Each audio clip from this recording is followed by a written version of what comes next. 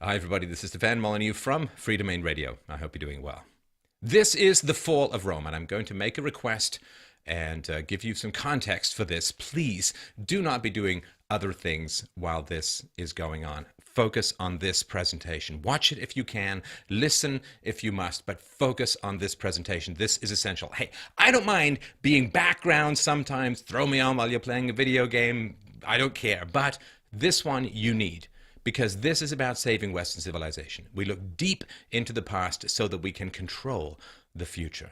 And your past has been so falsified to you, so lied about. You know, they constantly say, oh, the only thing that's constant in history is how little people learn from their history. No, you can absolutely learn from your history. You can save everything that our ancestors worked so hard to provide to us, but you must first know the facts about your history. And when you understand the facts about your history, which have been so falsified that you live in a matrix of leftist propaganda rather than any basic empirical facts. Once you understand your history, we might have the possibility with this technology, this new Gutenberg press of the internet, we might have the chance of stopping the 10-generation cycle of empire, cycle of civilization in its tracks. We might be able to pile up enough facts, reason, evidence, and knowledge and courage that we can stop the giant, grim stone wheel of history from crushing yet another civilization, as it seems poised to do with the West.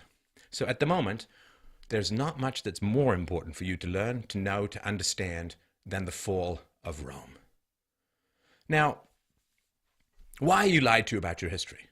Well, because people who want power over you, political leaders, sophists, the controllers, the masters, they profit if they get to keep making the same historical mistakes over and over and over again.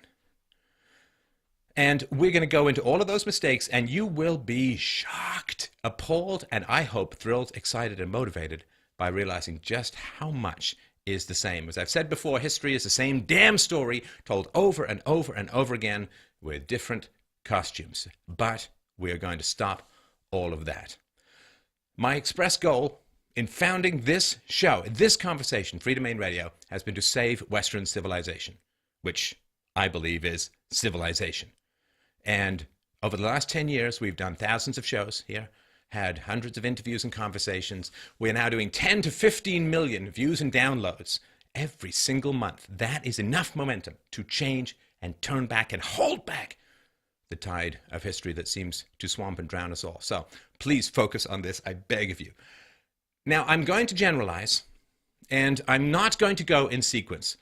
When I was in college, I took a course, or had inflicted upon me a course in Roman history, which was, and then there was this emperor, and then there was this emperor, and then this happened, and then this happened. And it's just this dull conveyor belt of detritus that adds up to nothing in terms of really powerful and motivating and energizing historical knowledge. And so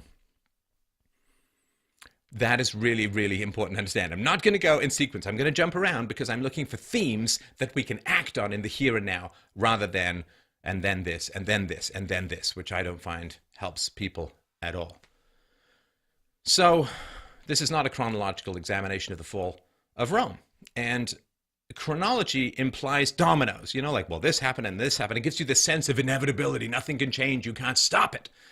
But I'm interested in the decisions that are made and seeing the effects of those decisions. You know, we make relatively little decisions. They grow enormously rapidly into the tombstones that cast the shadows that cause the flowers of our civilization to expire in darkness. So I'm looking at the decisions.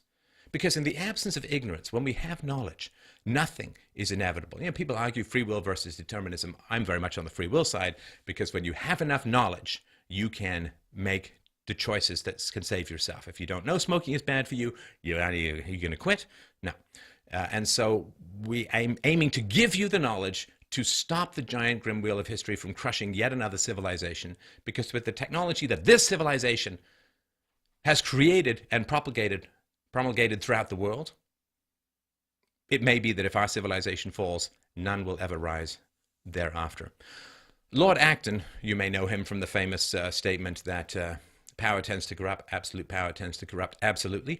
Lord Acton said that historical thought is far more important than historical knowledge, and that is essential. I myself have a master's in history from a very good university, but I'm going to try and give you what I did not get from that master's so that we can change the entire course of history. Sound like a teaser? Sound like a plan? Let's start diving in, shall we? To the fall of Rome. So, the Roman Empire. Why does it matter? Why do we care? Well, it is in fact pretty much everything to the West. It is the foundation upon which so much of our civilization is built.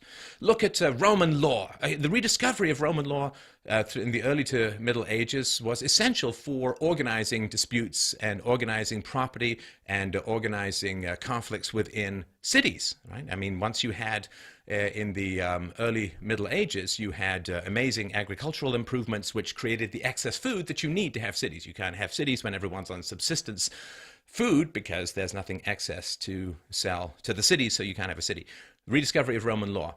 Our language in the West, pretty much all founded on Latin, of course. A culture, the very way in which we conceive of and build cities, the governmental structures that we have, all trace their origins back to the Roman Empire. Some, of course, go further back into the Greeks and other empires, but the Roman Empire, to understand that is to understand so much about the West. I mean, just look at the Capitol in Washington. Even the architecture of our governments is Roman. And so this is really important. So if we've built so much of the West on Rome, we got to know why it fell. Because if it fell, and we don't even know why, we're going to fall as well. And that is a process of the fall of the West that is already far advanced. Not so far that we can't tilt back this inevitability, push back these dominoes, maybe even go the other way, but it is already fairly far advanced. So there's a lot of theories about why Rome fell. The Romans caught malaria, you see. They went to Africa, and Lord knows what does Africa give you? Lots of pleasant diseases. So they got malaria, and as a result, they became very sort of tired and no energy and so on, and lost the will to continue. Lead in the pipes, lead in the glaze of their cooking pots, poison, and therefore. They became orgy and sex obsessed, and therefore collapse. The growth of Christianity created pacifism, fatalism, and this preoccupation with life after death, a kind of nihilism of focusing on heaven or hell rather than organization and defense in the secular realm. These are all theories and more, of course, that have been advanced, and I'm going to point out, with my usual modesty, why I think they're just a little short of the mark.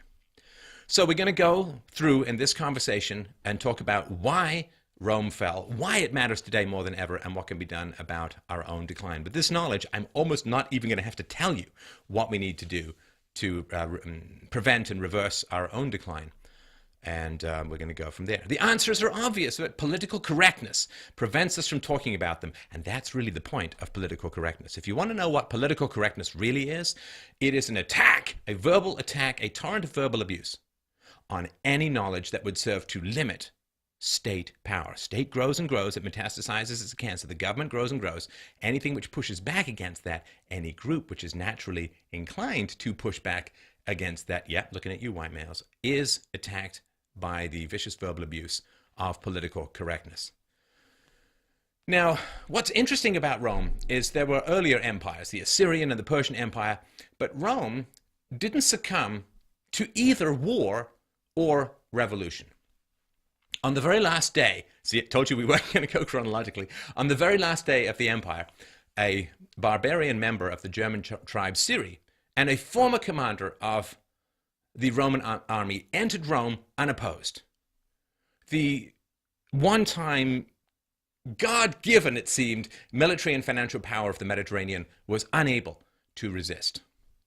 Now, by the time he entered the city, Roman control of Spain and Gaul, France-ish, Britain and North Africa had already been lost to the Goths and the Vandals. See, Vandals. Even those words for those tribes continue in our language. And of course, everybody knows that Rome was encircled by barbarians. They called them barbarians because they really couldn't understand. They didn't speak Latin originally, of course, and they didn't know what the hell they were saying. So they said, well, they sound like this to me. Ba, ba, ba, ba. And so they became barbarians. Barbarians is why they were called that. there was always this pressure from the northern barbarians. This had occurred for centuries. The army had, since the time of Julius Caesar, kept fighting and pushing back, or sometimes incorporating these barbarians. And some of the emperors had let them in, some had tried to buy them off, and some of them had said, hey, come on in. We really need you to join the army because we're running out of Roman citizens to conscript. But the big problem was, of course, as the barbarians, here's where you need to focus, right? As the barbarians came into Rome, they really kept their former culture and tribal loyalties, ethnicities, and religions. So even if they got citizenship in Rome, which started to be handed out like candy towards the end of the Roman Empire, they came in, and as long as things were going well, as long as the empire had lots of money and stuff, everybody was fine. Oh, the old tribal loyalties are not much of a problem. But when the empire began to run out of money, when destabilization began to occur, all of the old cracks and fissures of ethnic and tribal conflicts, racial conflicts, began to emerge, began to fester, and they all began to turn on each other. And they quickly found even those who joined the army had loyalties more to their old tribal ethnicities and their tribal religions, their tribes as a whole, than they did to Rome itself. So multiculturalism, we'll be talking about that in the conversation. So, what are we talking about? How big? Staggeringly huge. I mean, it makes the European Union or even the old Soviet Empire look like a drop in a bucket. Roman Empire, we're talking sort of 1st century AD. It stretched from the moors of Scotland to the Tigris and Euphrates River valleys of Iraq. Scotland to Iraq. Yes, that's quite a backpacking journey. And it went from the northern seas of Germany to the golden sands of the Sahara. Germany, Sahara, Scotland to Iraq. That is big, ladies and gentlemen. So today, today, you wanted to journey that distance. Well, you'd need to know, I don't know what, a dozen languages or more. You'd need to get all these different visas. You'd need to switch your currency around. But then, at that time, from Scotland to Iraq, from Germany, to north of Germany, down to the Sahara, they built Hadrian's Wall because the Scots, well, need I say more? Sheep intestines for dinner? No thanks. We're building a wall. Keep you people out. Actually, I like Scotland, but anyway. So back in the day, I mean, back quite a few days ago, you could travel this entire massive distance with your Roman currency being accepted almost everywhere. And if you had Latin, and perhaps sometimes Greek, you could travel the whole length and breadth of this empire in relative safety, protected by one legal system. One legal system. This is a truly astonishing feat in human history. So St. Paul, from La Bible, so using just Greek, he could go throughout the entire empire preaching, and just about everyone could understand him. Now, the citizenship was a big deal. So at one point, St. Paul was arrested and threatened with a beating. And he showed his citizenship papers, and the Tribune said, "Where did you get those? How did you get them? They cost me a huge bribe to get to be a Roman citizen." The Tribune is then terrified that St. Paul is going to bring him up on charges of violating his civil rights. Now, the sort of smoky, prehistoric, tribal, fractured, bloodshed warfare history of Rome before, of this region, right, all this way from Scotland to Iraq and North Germany down to the Sahara, was a giant bloody mess. So this was a huge spread of relative peace and stability for centuries. And that is really, really quite an astonishing thing. And, okay, not the best technologists in the world, but good engineers, great engineers. In Rome, there's a bridge built in 63 BC that still carries traffic. No planned obsolescence in ancient Roman structures. And all over the empire, not just in Rome, pure water was brought through aqueducts that gave the ordinary Roman a larger supply of pure, fresh, delicious drinking water than an inhabitant of Chicago or Paris had even in the 1920s. Even, just think of that. Clearer, better water in ancient Rome than Paris or Chicago in the 1920s, or I guess Flint now. Now, this is the mind-blowing aspect of it. Just put this into your cogitator and take it for a hamster wheel spin. For all of this peace, all of this amazing public infrastructure, these roads, the astonishing roads that were really the backbone of the army's strength, the legal system, the soldiers, the courts, everything. For all of this, the ordinary Roman citizen worked for only 2 days a year to pay his taxes. Let me say it again, brothers and sisters. The ordinary Roman citizen worked for only 2 days a year to pay his taxes. Okay, a little bit more at the end, which we'll get to, but just think of that. Just think of that. So, Gibbon, one of the famous historians who really knew the history of Rome and, turned his hands into arthritic claws writing all this stuff out, he wrote once, he said that if a person were to pick the one period in the history of the human race when mankind was happiest, he would, without hesitation, choose that period of the 2nd century AD, when Rome was stable, when peace reigned, and trade reigned throughout the empire. Trade was constantly rising and falling as empires rose and fall. And that is really, really astonishing to think about. Now, of course, Rome was writing prior to the modern period, but this period of the 2nd century AD, just a truly astounding, not even crack or glimpse, but amazing panoply of relative freedoms. Now, the Romans, there's an argument, and I think it's not bad. The argument goes something like this, that the Greeks philosophically were really creative, but the Romans bureaucratically and from an engineering standpoint were extremely practical, not quite as innovative. They were better at law, not as good at things like metaphysics and epistemology, but then why bother if the Greeks have done such a good job, which particularly with Aristotle, I've done another presentation on him, since the Greeks did such a good job with those things for the most part, why bother? Why bother trying to improve upon them? But the Romans did understand that freedom, they understood the concept of freedom. Can you imagine working for all of this for 2 days a year, pay your entire taxes? So, 3 components to freedom. National freedom, which means freedom from foreign domination. Political freedom, and that means the freedom to not be aggressed against by the state, by the state, to have your rights, as St. Paul challenged the tribune with. And the freedom to vote and choose your magistrates. And finally, individual freedom. Do what you will, though it harm no other. Live as you choose, as long as you do not initiate force or fraud against others. So national freedom, do not be dominated by other cultures or armies in particular. Political freedom and individual freedom. And these values,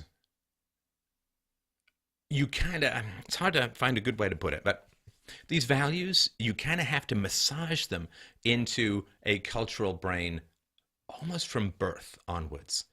To ned values into the human mind is very easy to do if you have consistent access to children, very hard to do later on. I mean, just imagine if you moved to Saudi Arabia, how long would it take for you to feel fully at home and fully comfortable and fully acculturated? If, let's say, you move there when you're 20 or whatever, well, the answer would be you would never, ever feel that, and your children would feel torn, and their children, and so on, right? So this is why these things are important. Hello, Europe, I'm also talking to you as well. So these sort of 3 components, the sort of tripod that is the base of the Roman conception of freedom, did not match as well with what the Greeks thought, with what the Africans thought, with what the Gauls, with what the Germans and the Egyptians in particular. They were conquered and given citizenship, but citizenship should grow out of the values being inculcated into the individual from an early age, not just, here are your papers, now you're just like us. You know, when you move a hamster from a hamster cage into an aquarium, it doesn't become a fish, right? So this is really important to understand, that the culture of Rome was one of the things that was foundational to its success, as we'll talk about. But and so as the result of that, citizenship was important, but citizenship was something that grew out of the fertilization of particular values in the minds of children. It couldn't just be written on a piece of paper and handed out. It's sort of like learning a language, right? I mean, if I go to Japan and somebody writes some stuff to me, says, you speak Japanese, and hands it to me, I don't speak Japanese. I've got to spend years learning how to speak Japanese. And so thinking that citizenship somehow magically creates lifelong values and understandings and emotional perspectives in people's minds, that culture can be transferred by a piece of paper. How's that working out for us? Well, the Romans would have, if they could, and I'm trying to channel them, they would tell us it doesn't work out at all. And this is something that is going on in America as well, right? American identity. And it now means many different things to many different people. And as America begins to run out of money, we see these cracks, these fissures beginning to show up and expand, right? It was originally white, Anglo-Saxon, Protestant, the old WASP. That was what it meant to be an American, for the most part. And now being American, like being Roman back in the day, it's not part of being a particular ethnicity or a particular even culture. It's just whoever's around who's willing to jump through the hoops to get the papers. And this is really, really important. And we're going to go through the effects of this as we continue to talk. So this is a map. Just, I mean, this sort of top left part would be the European Union. Just look how big this is. This is 5 million plus square kilometers. 5 million plus square kilometers. Now, demographically, the Roman Empire, I'm just going to let you can zoom in if you want. I don't know if it's YouTube, but you can have a look at this. High def, get your microscope out. Have a look at this while I just tell you about it. So demographically, it's a pretty ordinary pre-modern state. Really high, well, relatively high infant mortality. People got married pretty early on, and very high fertility within marriage. So infant mortality was brutal. About half of Roman subjects died by the age of 5.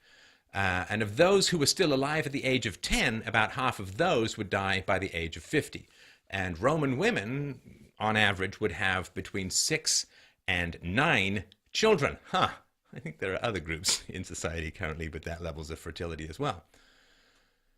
And during the 2nd century CE, the city of Rome had like 1 million people in it. Now, there's no Western city that had 1 million people until the 19th century. So a millennia and 3/4 or whatever it took to get back to the size of Rome in the West. Now, what would become the territory of the Roman Empire saw an average annual population growth of about 0.1%. Now, this is from this 12th century before the Common Era to the 3rd century. And 3rd century. So 12th century BCE to the 3rd century CE. Now, 0.1% doesn't sound that much, but what happens is from 12th century BCE to 3rd century CE, it's a quadrupling of the region's total population. Count them, 4 times, and that's really, really important. Now, if you take the high infant mortality rate, then the Roman Empire had a life expectancy of about 25 years. But when you get rid of that sort of 5 to 10 thing, life expectancy is doubled, to the late 50s, right? So you get a much longer life. If you survive childhood, right, you get a much longer life expectancy. And so if a Roman survived until their mid-teens, they could get almost 6 decades of life, which is similar to India in the early 20th century or China in the early 20th century. So again, an enormously beneficial environment. Now, this is common to all pre-modern societies. How did people die? Well, how do people die now? Well, they have these chronic end-of-life, godforsaken, wasting things that happen, heart disease and cancer and so on. That's not, that's if you survive in the modern age, which you're likely to do, you're going to get these chronic end-of-life conditions. That's not how it went down in the ancient world. It was not even malnutrition, because this was, of course, you can read the 10,000-year explosion, but this was long after agriculture had been pretty well refined, and you'd had thousands and thousands of years of crop rotation, experimentation, and selective breeding for the most productive livestock and so on. And so you didn't die of old age, you didn't die of wasting diseases in general, sort of end-of-life chronic diseases and dysfunctions. What you did die of was acute infectious diseases. Boom! Those germs were pretty much the masters of the universe back then. Pulmonary tuberculosis characterized a huge amount of the Roman region back in the day. And what happens is, when you get that kind of tuberculosis, you tend to die in your early 20s. And that's where you see the life tables in Rome to a significant dip. So there's a big question: why didn't Rome ever figure out how to have an industrial revolution like the West did? After the agricultural revolution of the mid to late Middle Ages, you get the Industrial Revolution starting in the late 18th and into the 19th century, which, you know, most of human history is like subsistence, and it kind of blows through the stratosphere in productivity over the last 200 years or so. Why didn't that happen? Ancient Romans knew about the steam engine. They knew about engineering. They knew about a lot of things, and we'll get into the effects of slavery in a bit. But mortality on this scale is pretty tough for economic growth. It discourages investment in human capital, like a lot of education and training, because, you know, people are going to, why would you bother training someone so much if they've got a good chance of dying in their teens, or particularly if they get tuberculosis in their early 20s. What happens, of course, is so many people die, and of course men would die slightly more often. They'd be out working, they'd be in farm machinery, get nicks and cuts and bug bites and ticks and all that kind of stuff. Plus, of course, they'd be in the military. So it creates a lot of dependent widows and orphans, and long-term economic planning becomes pretty sketchy. So there's something called health adjusted life expectancy, or HALE, and that's the number of years that you live in good health, and that's important to sort of get an understanding of. So now, about 8% of your life, you're not going to live in good health in general, right? But back in the day, it was about 17%. And so if you've got a health adjusted life expectancy of less than 20 years, it's not that good for economic growth, to put it mildly. Now, in gross numbers, slave trade was enormous, and of course it brought millions of people into Roman Italy, and it was in fact one of the main reasons why the empire expanded, was because they wanted to go get themselves a tasty number of new slaves. The big difference, of course, and we'll sort of circle back to this later, the big difference was that they were all Europeans. The slaves that were brought in were almost all Europeans, and they've done genetic tests of people in graveyards, and like of 100 or 1,000 people, they found only a couple of people who weren't Europeans. So they did expand, but the slaves that were brought back into Roman Italy were almost all European. And there is a estimate of population density, 13.6 inhabitants per square kilometer, compared to UK now has 254.7, so quite a lot. And if you really want to get to the concentrated sort of sinkholes of mortality in the Roman Empire, yes, you just head to a city, even with all the plumbing and so on, and the aqueducts, the fresh water and so on. Still fairly pre-modern sanitary conditions. Urban regions, you just died like flies. More local deaths than births, so you had to have constant immigration. You see, you may notice this similarity elsewhere in the West and modern. When you start to get population decline, rather than change the policies in government which are producing that decline, politicians say, well, we don't have enough people in the country, we're looking at a future demographic decline, let's bring in lots of people from way across the ocean, way across the sea, from questionably compatible cultures. And the same thing, of course, occurred to some degree with Rome, although it did happen a little later on. So that's just a big picture of how big the picture was in Rome as a whole. You know, let's give an example here. So in top left here, we've got Britain. Not the UK back then, it's Britain. So let's say you were a Roman bureaucrat in Britain, and somebody sent you a message and said, hey, you've just been reassigned to Syria. You're going to go to Syria because, you know, we want to round out your experience. Okay, to make this journey from Britain to Syria, 6 months. 6 months to traverse the empire. Amazing. All right. So, okay, Roman Empire, not totally unique, which is why we need to talk about it more, because of how it fell was relatively unique. In the Old World, 4 classical empires which arose from 200 to 100 BC. Han China, I don't think that was the original name for Harrison Ford's character. Han China, Mauryan India, Parthian Persia, and of course the Roman Empire. Each empire was formed, how did they do it? They united at least 2 widely disparate geographical regions. The Romans, boom, originate in a small town in Italy. They conquer the western basin and then the eastern basin of the Mediterranean. Now, everybody needs to say this who talks about the fall of Rome. We're really talking about the fall of Western Rome. The Eastern Roman Empire was split in two for ease of bureaucratic management, and the Eastern Roman Empire, based in Constantinople, lasted almost 1,000 more years than the Western Roman Empire, but we're just basically going to talk about the West. So for all these ancient empires, it was force that brought the regions together. Boom, we've conquered you, you're ours, we own you. But what is it that keeps them together? Well, essential institutions held them together, and that allowed the armies to move on to new territories, right? If you conquer something, got to leave your army there to constantly whack-a-mole it down, which we sort of saw happening with the US-led invasion of Iraq. People have got to like what's happening after you conquer them, because then you can't release your army to go to new places and get new people. So let me just give you a little tiny thought experiment here.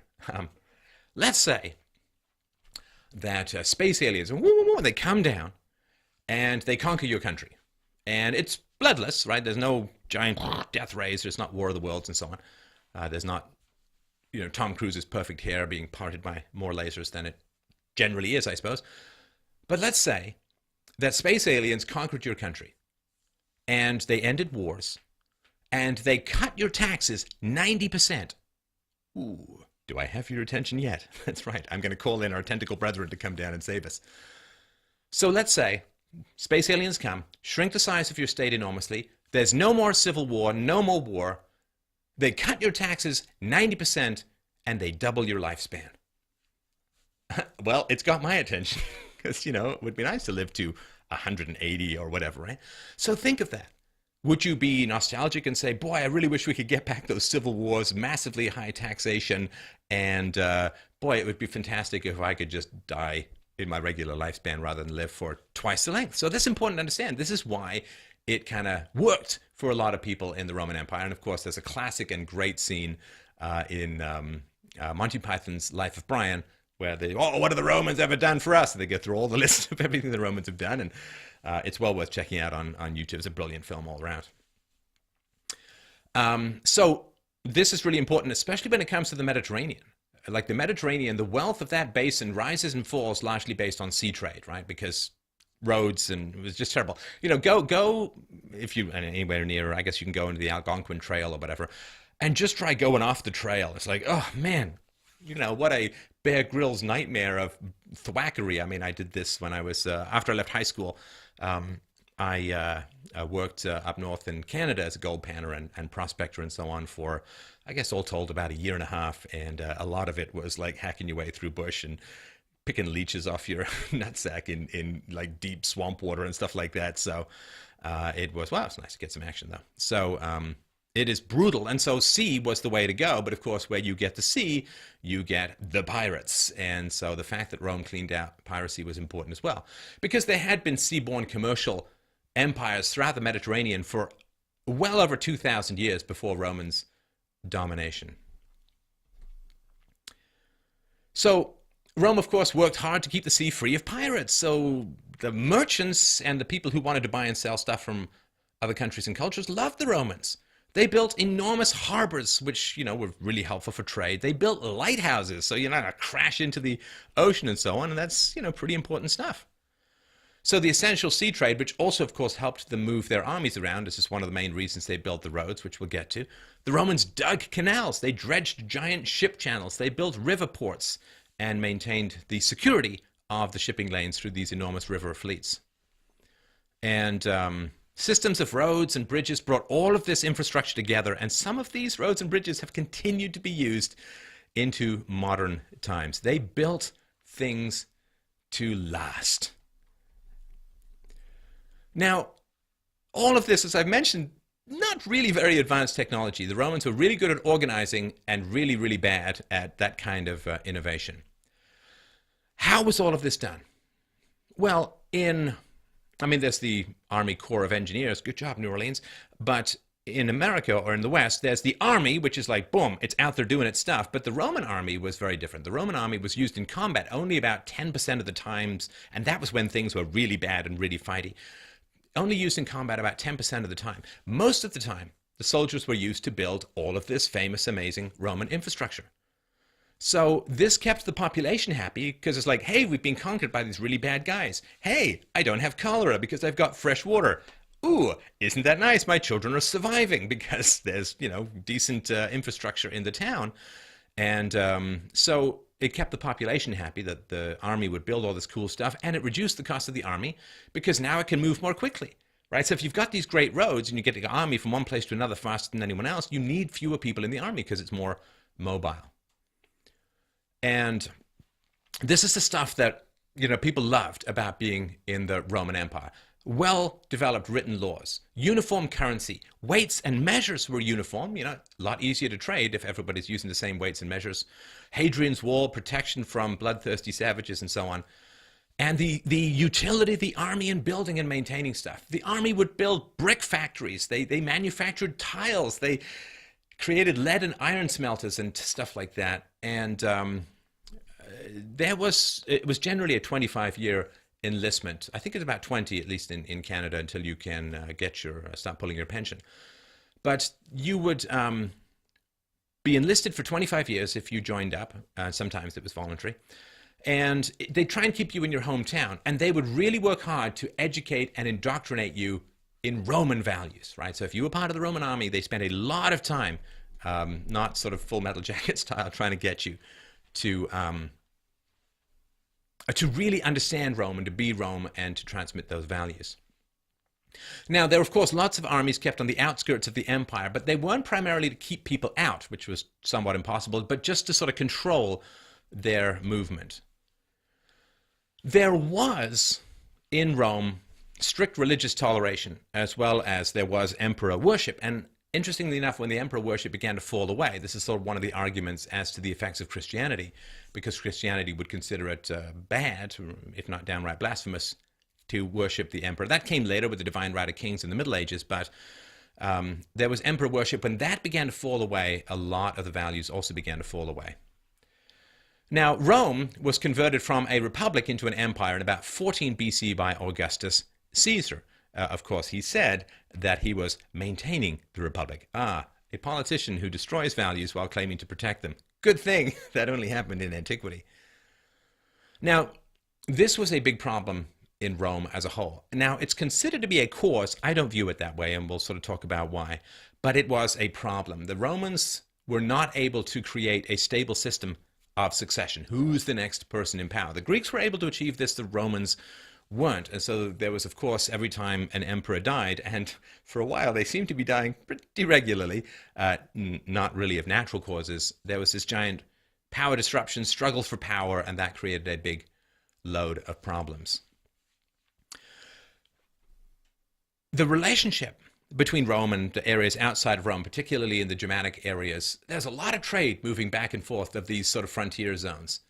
And a lot of pretty major Germanic tribes and people settled just on the other side of the frontier, where they could get some secure relations, enjoy some security for the Romans beyond the border. The towns of those Romans beyond the border were perhaps more Roman even than Rome itself. And so at least some of the Germanic people who lived more or less peacefully along the frontier, and they did respect and recognize Roman ways and attempted to emulate them. So it wasn't just this mad hatred of Rome that caused the eventual overrunning from the barbarians, which we'll get to in a sec. Now, Roman Empire, always vulnerable to attack. You know, the bigger you get, the more borders you have to protect. And in the Danube-Rhine northern border, that was particularly vulnerable. Since the time of Julius Caesar, the Roman army was regularly clashing with the northern barbarians. As I mentioned, some emperors tried to buy them off. Some said, hey, come in and settle on Roman lands, join the army. And they never became truly Roman. You got to massage that stuff into the brain early on. They did not integrate, retain much of their original cultures. And again, when the empire is doing relatively well, everybody gets along. When it starts to run out of resources, boom, it becomes in-group preferences, the other becomes the enemy, and you just get a lot of fractious stuff going on. Now, the Germanic tribes called the Goths, they didn't actually want to attack the empire. They wanted to join it. I mean, you got to understand, and this is true for the West, and people who look outside into the West, they're living in like terrible shanty towns, and it's like Disney World in the West. They want to get in. They want to participate in the great wealth of the empire, the trade opportunities, the stability, the civilization aspect, the peace in particular. So they wanted to get into the empire because they merely wanted, and this was the phrase actually used at the time in ancient Rome, they just wanted a better life. Now, there were a lot of people, of course, pushing to get into the empire, but it didn't seem to pose a huge threat at the time. But as these disparate tribes and ethnicities and religions and cultures spread into Roman territory, they did not assimilate, and that caused a huge number of problems. Now, if you want to join the Roman Empire because you can make a lot of money there, then what you're doing is you want to join it for the money, not for the values that create the money or create the capacity to make money, not for the free trade, not for the low taxes, not for the small government, not for all of the things that helped Rome become wealthy. You come for the money, not for the values that create the money. And that is a very, very different thing. Now, there was, and this is true, of course, of what's going on in Europe as well, there was a pull because they wanted to get the wealth, and of course, economic migrants from the Middle East who can make dozens of times on welfare what they could make at home in Europe. So there's the attraction of all of the wealth that's available, but there's a push. And these two things have to come together usually to create mass human migration. So the push from the Middle East for some of the countries, of course, is the collapse, thanks Hillary, collapse of a lot of their somewhat brutal but stable nations beforehand, Libya and Syria and Iraq and so on. But the Goths at the time were fleeing this god-awful menace from the east, the Huns, and the Huns were pretty brutal, and so they were really getting squished up between the Huns. They just desperately wanted to get into Rome, into the Roman Empire, to gain security and safety from the crazy, violent Huns. And this is, ISIS in the Middle East pushing people to some degree. Think of the drug cartels and the corruption and so on. Drug gangs, to some degree, pushing Hispanics north into America. Think, of course, of the war on drugs, bombs a lot of, or sprays a lot of the Mexican farmland, which means the farmers can't compete. Also, there's a lot of dumping of food into the third world and into Mexico, which means the farmers can't compete. They got to go somewhere. So, yeah, barbarians. As Roman values really began to decay, there were a lot of people who thought the barbarians were better. The letters of, he was a Christian named Salvianus. He said the selfishness and corruption of the ruling classes is really terrible, and, quote, considered the barbarians to be without question their moral superiors. And as you see the decadence of the late empire, I guess of the West and of Rome, it is an understandable perspective. So if sort of counter-tribalism or fractious tribalism was the problem, where did it start? Well, Rome was originally composed of three separate tribes, the Ramnes, the Tites, and the Luceres. And each of them was subdivided into about 10, they were called clans or curies. The institutions of the Republic, as well as the hierarchy of its army, mirrored these tribal and curial divisions, right? So you have an ethnicity and a tribal structure that has been around forever, and then your society mirrors that tribal structure. When other people with different tribal structures move in, what happens? And this tribal essence persisted at least throughout the Republic. Now, tribal societies are actually kind of stable. They're self-regulating or self-governing.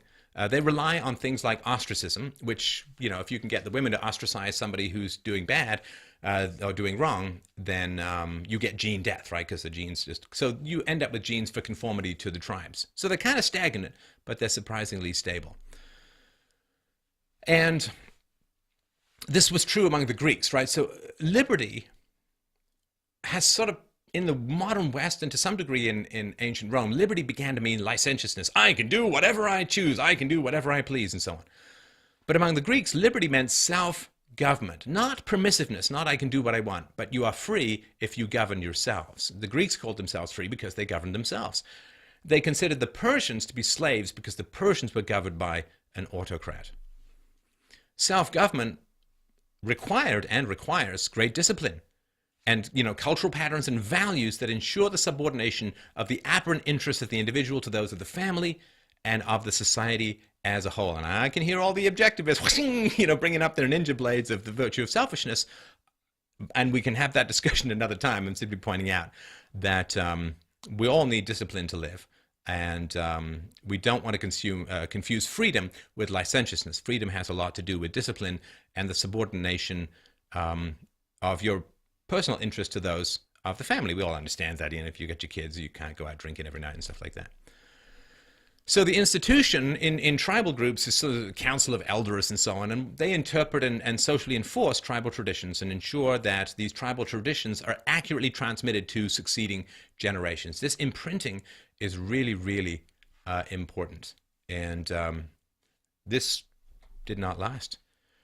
So the virtues practiced by the classical Roman writers were very similar to the self-governing values of tribal societies. And these subdivisions, as we talked about a couple of bullet points up, they lasted pretty well until the reforms of King Servius. This is like Cleisthenes in Athens.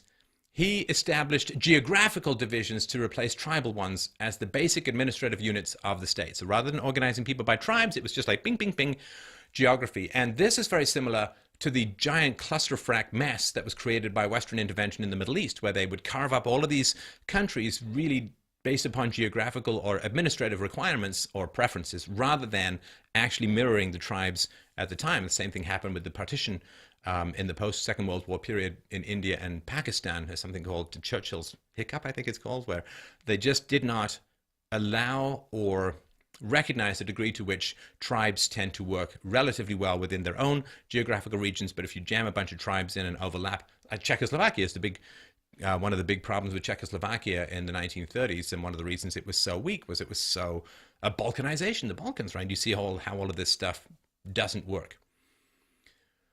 So Ennius, a famous guy, of course, attributed Rome's greatness to three things. Number one, divine favor. Okay, well, that has a lot to do with demographics and particular ethics. But the steadfastness and discipline of the Romans. And finally, the third was their moral character. So I'm not going to try and do the Roman, but the Latin rather. It goes something like this. The Roman state stands firm on its ancient customs and on its men or heroes. So he doesn't say anything about the Roman state, the republic, the voting, or anything like that. He says the Roman state stands firm on its ancient customs and on its men or heroes. So I guess he realized that the political manifestation, the political forms don't matter much. What matters is the spirit of the people. And so foreign influences were, to some degree, that first domino, first cause of the changes which began to overcome and undermine Roman society. So the cultural patterns, these values that are just netted deep in, and if you've talked to people from radically different cultures, things that you take for granted, well, we're into freedom of speech, and they say, well, freedom of speech is blasphemy, or freedom of speech is bad, or freedom of speech is disunity, or whatever it is, right? Try to have those debates. You're not going to get very far. These things need to be netted into people very, very early. And one of the great challenges of Western thought is we think that reason and evidence is going to change everyone's mind. Doesn't really seem to happen very well. Except for this show, and you helping by sharing all of this information in this presentation. So the cultural pattern creates these various institutions, and then these institutions grant citizenships to people who don't have those cultural patterns. And Greece and the barbarians and all these other things where they began to hand out citizenship like candy because they wanted more taxpayers. Boy, I just feel like I'm stuck in a revolving door with frescoes and iPads. But these sort of powerful and unfamiliar foreign influences really begin to undermine and fragment the manifestation of earlier values. The state doesn't create society. The state is created by society. And when those society values change and fragment, you get huge problems with the state. So let's turn to the economy. The economy of ancient Rome. Ooh, you're going to be a big hit at your next dinner party. All right. The ancient Greek and Egyptian civilizations abandoned their free market principles. And again, we're talking free market with slavery and other, problems, but in general, relative to where they ended up, it was much more free. So ancient Greek and Egyptian civilizations said, oh, enough of this free trade stuff. Who needs it? We're going to pursue policies of crushingly high taxation and massive central planning, socialism, bureaucracy, command and control economy. And as an added bonus for not economic growth, let's also pursue endless war. And then you get piracy that closes the sea trade because all of your military might is consumed in this endless war and so on.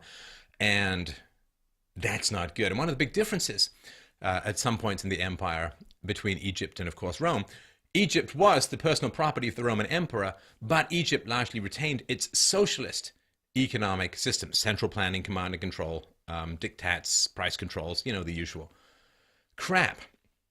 And this was a huge problem. One of the reasons Rome were basically such jerks to the Egyptians and did not really invite them to participate in Roman free trade and Roman wealth was that Egypt was the main source of Rome's grain supply. And this became all the more important. It was essential for Rome's survival to get a regular access to this grain. And this became 58 BC and onwards, they started the welfare state of grain, the grain fair state, where they'd hand out free grain to the Roman citizens and so on. So that became even more important to get that steady supply of grain. And they, at this point, they'd lost a lot of free market principles and didn't trust it to happen that way. So this is a main reason why Rome expanded so easily, was that it had a free market for the most part. And the same thing was true of England in the 18th and 19th century. You get a free market. I've made this case a billion times before. You get a free market, you get a lot of wealth, and then the government starts scooping up that wealth and using it for its own benefit. The historian Oertel wrote in 1934, quote, "The victory of Augustus and of the West meant a repulse of the tendencies towards state capitalism and state socialism, which might have come to fruition had Antony and Cleopatra been victorious," right? So in that war, if the central planning of Egypt had spread to Rome, it would have been a disaster, and it didn't spread the other way because Egypt was like the basket case for the Roman grain. So merchants in general thirst for stability. You cannot do much if there's war, and you cannot do much if there's piracy and all that. And they said, okay, this succession problem is horrible in Rome, so we're going to try and centralize or concentrate political power in one man. Octavian took the name Augustus and became the first emperor of Rome, ruling from 27 BC to 14 AD. Now, this did shrink some political freedom. You know, he's an emperor. But it did lead to an expansion of economic freedom. So Augustus did favor private enterprise, private property, and free trade. So that's good for merchants, at least, and for the general population who care more about bread than votes.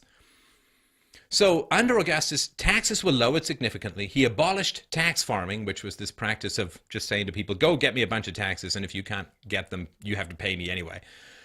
And he regulated taxation as a whole. So Trumpish could be made the case. When there was this relative peace, it revived trade and commerce, and it helped by all these Roman investments in good roads and harbors and so on. So when there's predictability, then you get expansions of trade, and you get expansions of all these kinds of good economic benefits. Regime uncertainty, which is happening in America, and it's happening in Europe as well, because people don't know what's going to happen with immigration. People don't know what's going to happen with taxation. They don't know what's going to happen culturally. Is the right wing going to get in? Is the left wing going to continue importing migrants and so on? Nobody knows. If you look at the difference between what Hillary Clinton's going to do versus what Donald Trump's going to do, or at least what they say, people are going to hold off investing or creating jobs or starting businesses until they find out which way the wind is blowing. So this is, amazing. Just think about this. Except for tiny customs duties, estimated at about 5% customs duties, free trade ruled throughout the empire. Free trade ruled throughout the empire. I bet you they didn't need 5,000 pages of fine print TPP stuff or NAFTA, North American Free Trade Agreement. Tiny customs duties. So again, this is similar to certain aspects of the early U.S. economy, the early American economy after the Revolution.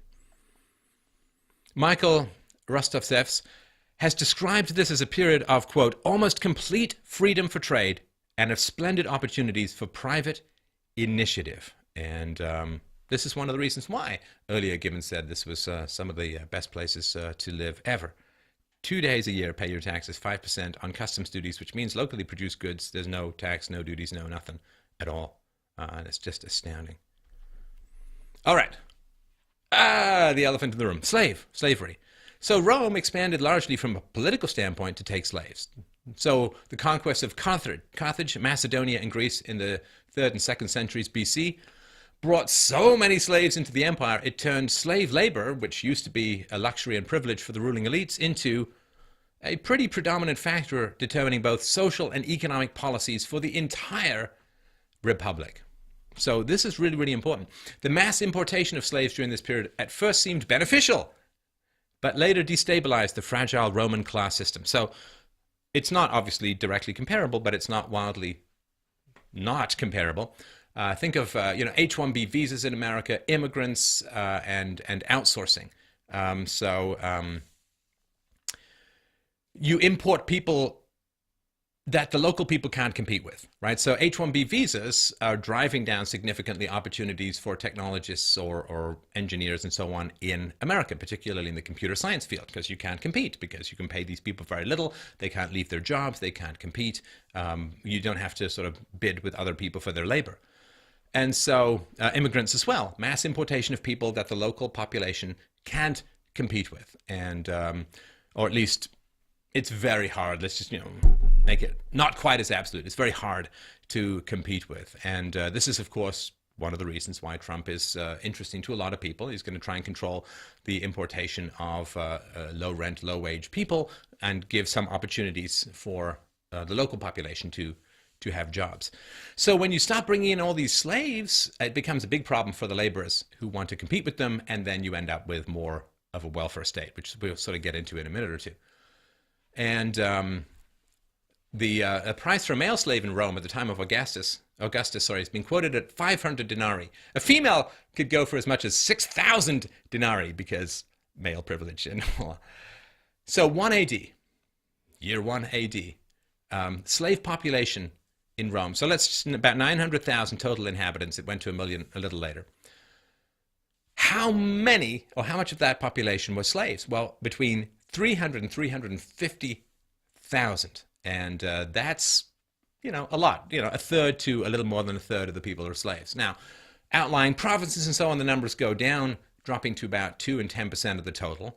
And that is a big problem because with the mass importation of slaves, price of labor went down and you can't compete with free. So a lot of unemployment.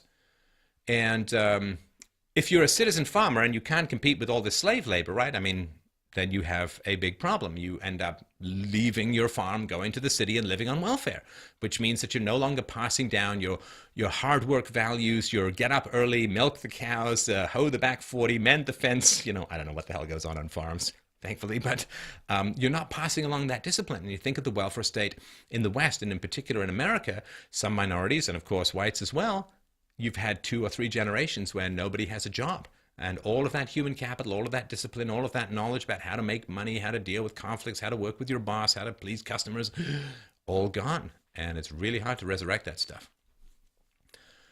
So you got a lot of unemployed people in the city, and that's a lot of social unrest unless you give them bread and circuses, right? You give them cheap entertainment and you give them bread. At one time, the emperor was importing grain. In Rome alone, he had to import enough grain to feed 100,000 people a day. And they were a burden on the state. And what did they have to do with their time? Well, not much, except cause trouble and contribute to an ever-increasing crime rate. Now that's got to be just a coincidence. And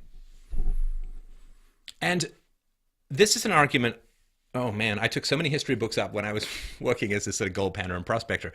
And one of them was said, well, basically there was no industrial revolution because there was slavery. Why would you want to invent labor-saving devices when you've already invested in labor? If you invent labor-saving devices, then the value of your slaves go down. So the people who've got the most money have the least incentive to invest in labor-saving devices. And of course, the whole point is that the machines have to produce things more effectively and efficiently than people. And so slavery that was the curse, right? So you do the evil of slavery. It was not considered evil at the time, of course, but you do the evil of slavery, and the curse is that you don't get an industrial revolution. Because during the last 400 years of the empire, scientific achievements of the Romans, what did they do? They organized public services well, and they were good engineers. I mean, yeah, roads, bridges, aqueducts, fantastic. And of course, like all late empires, they built free medicine for the poor, and so on. But human and animal labor were the livestock of slaves and the livestock of animals were so prevalent. But they didn't invent many new machines. They didn't find new technology. They didn't figure out how to produce goods more efficiently. And as the population grew, they could not provide enough goods. Slave labor is pretty inefficient relative to what's going on with machinery, right? I mean, at the turn of the last century, 70-80% of Americans were involved in farming. Now it's down to like 2 or 3%, and much more food is being produced because they've switched to machinery and technology. So they couldn't produce enough goods and food for their growing population because of the curse of slave labor. I mean, they knew about water wheels, they knew about windmills, but very few of them were actually used in this period. And this is really crazy until you understand the effect of slave labor. So they didn't have any real industry, not much agricultural machinery, and so they were really reliant upon labor.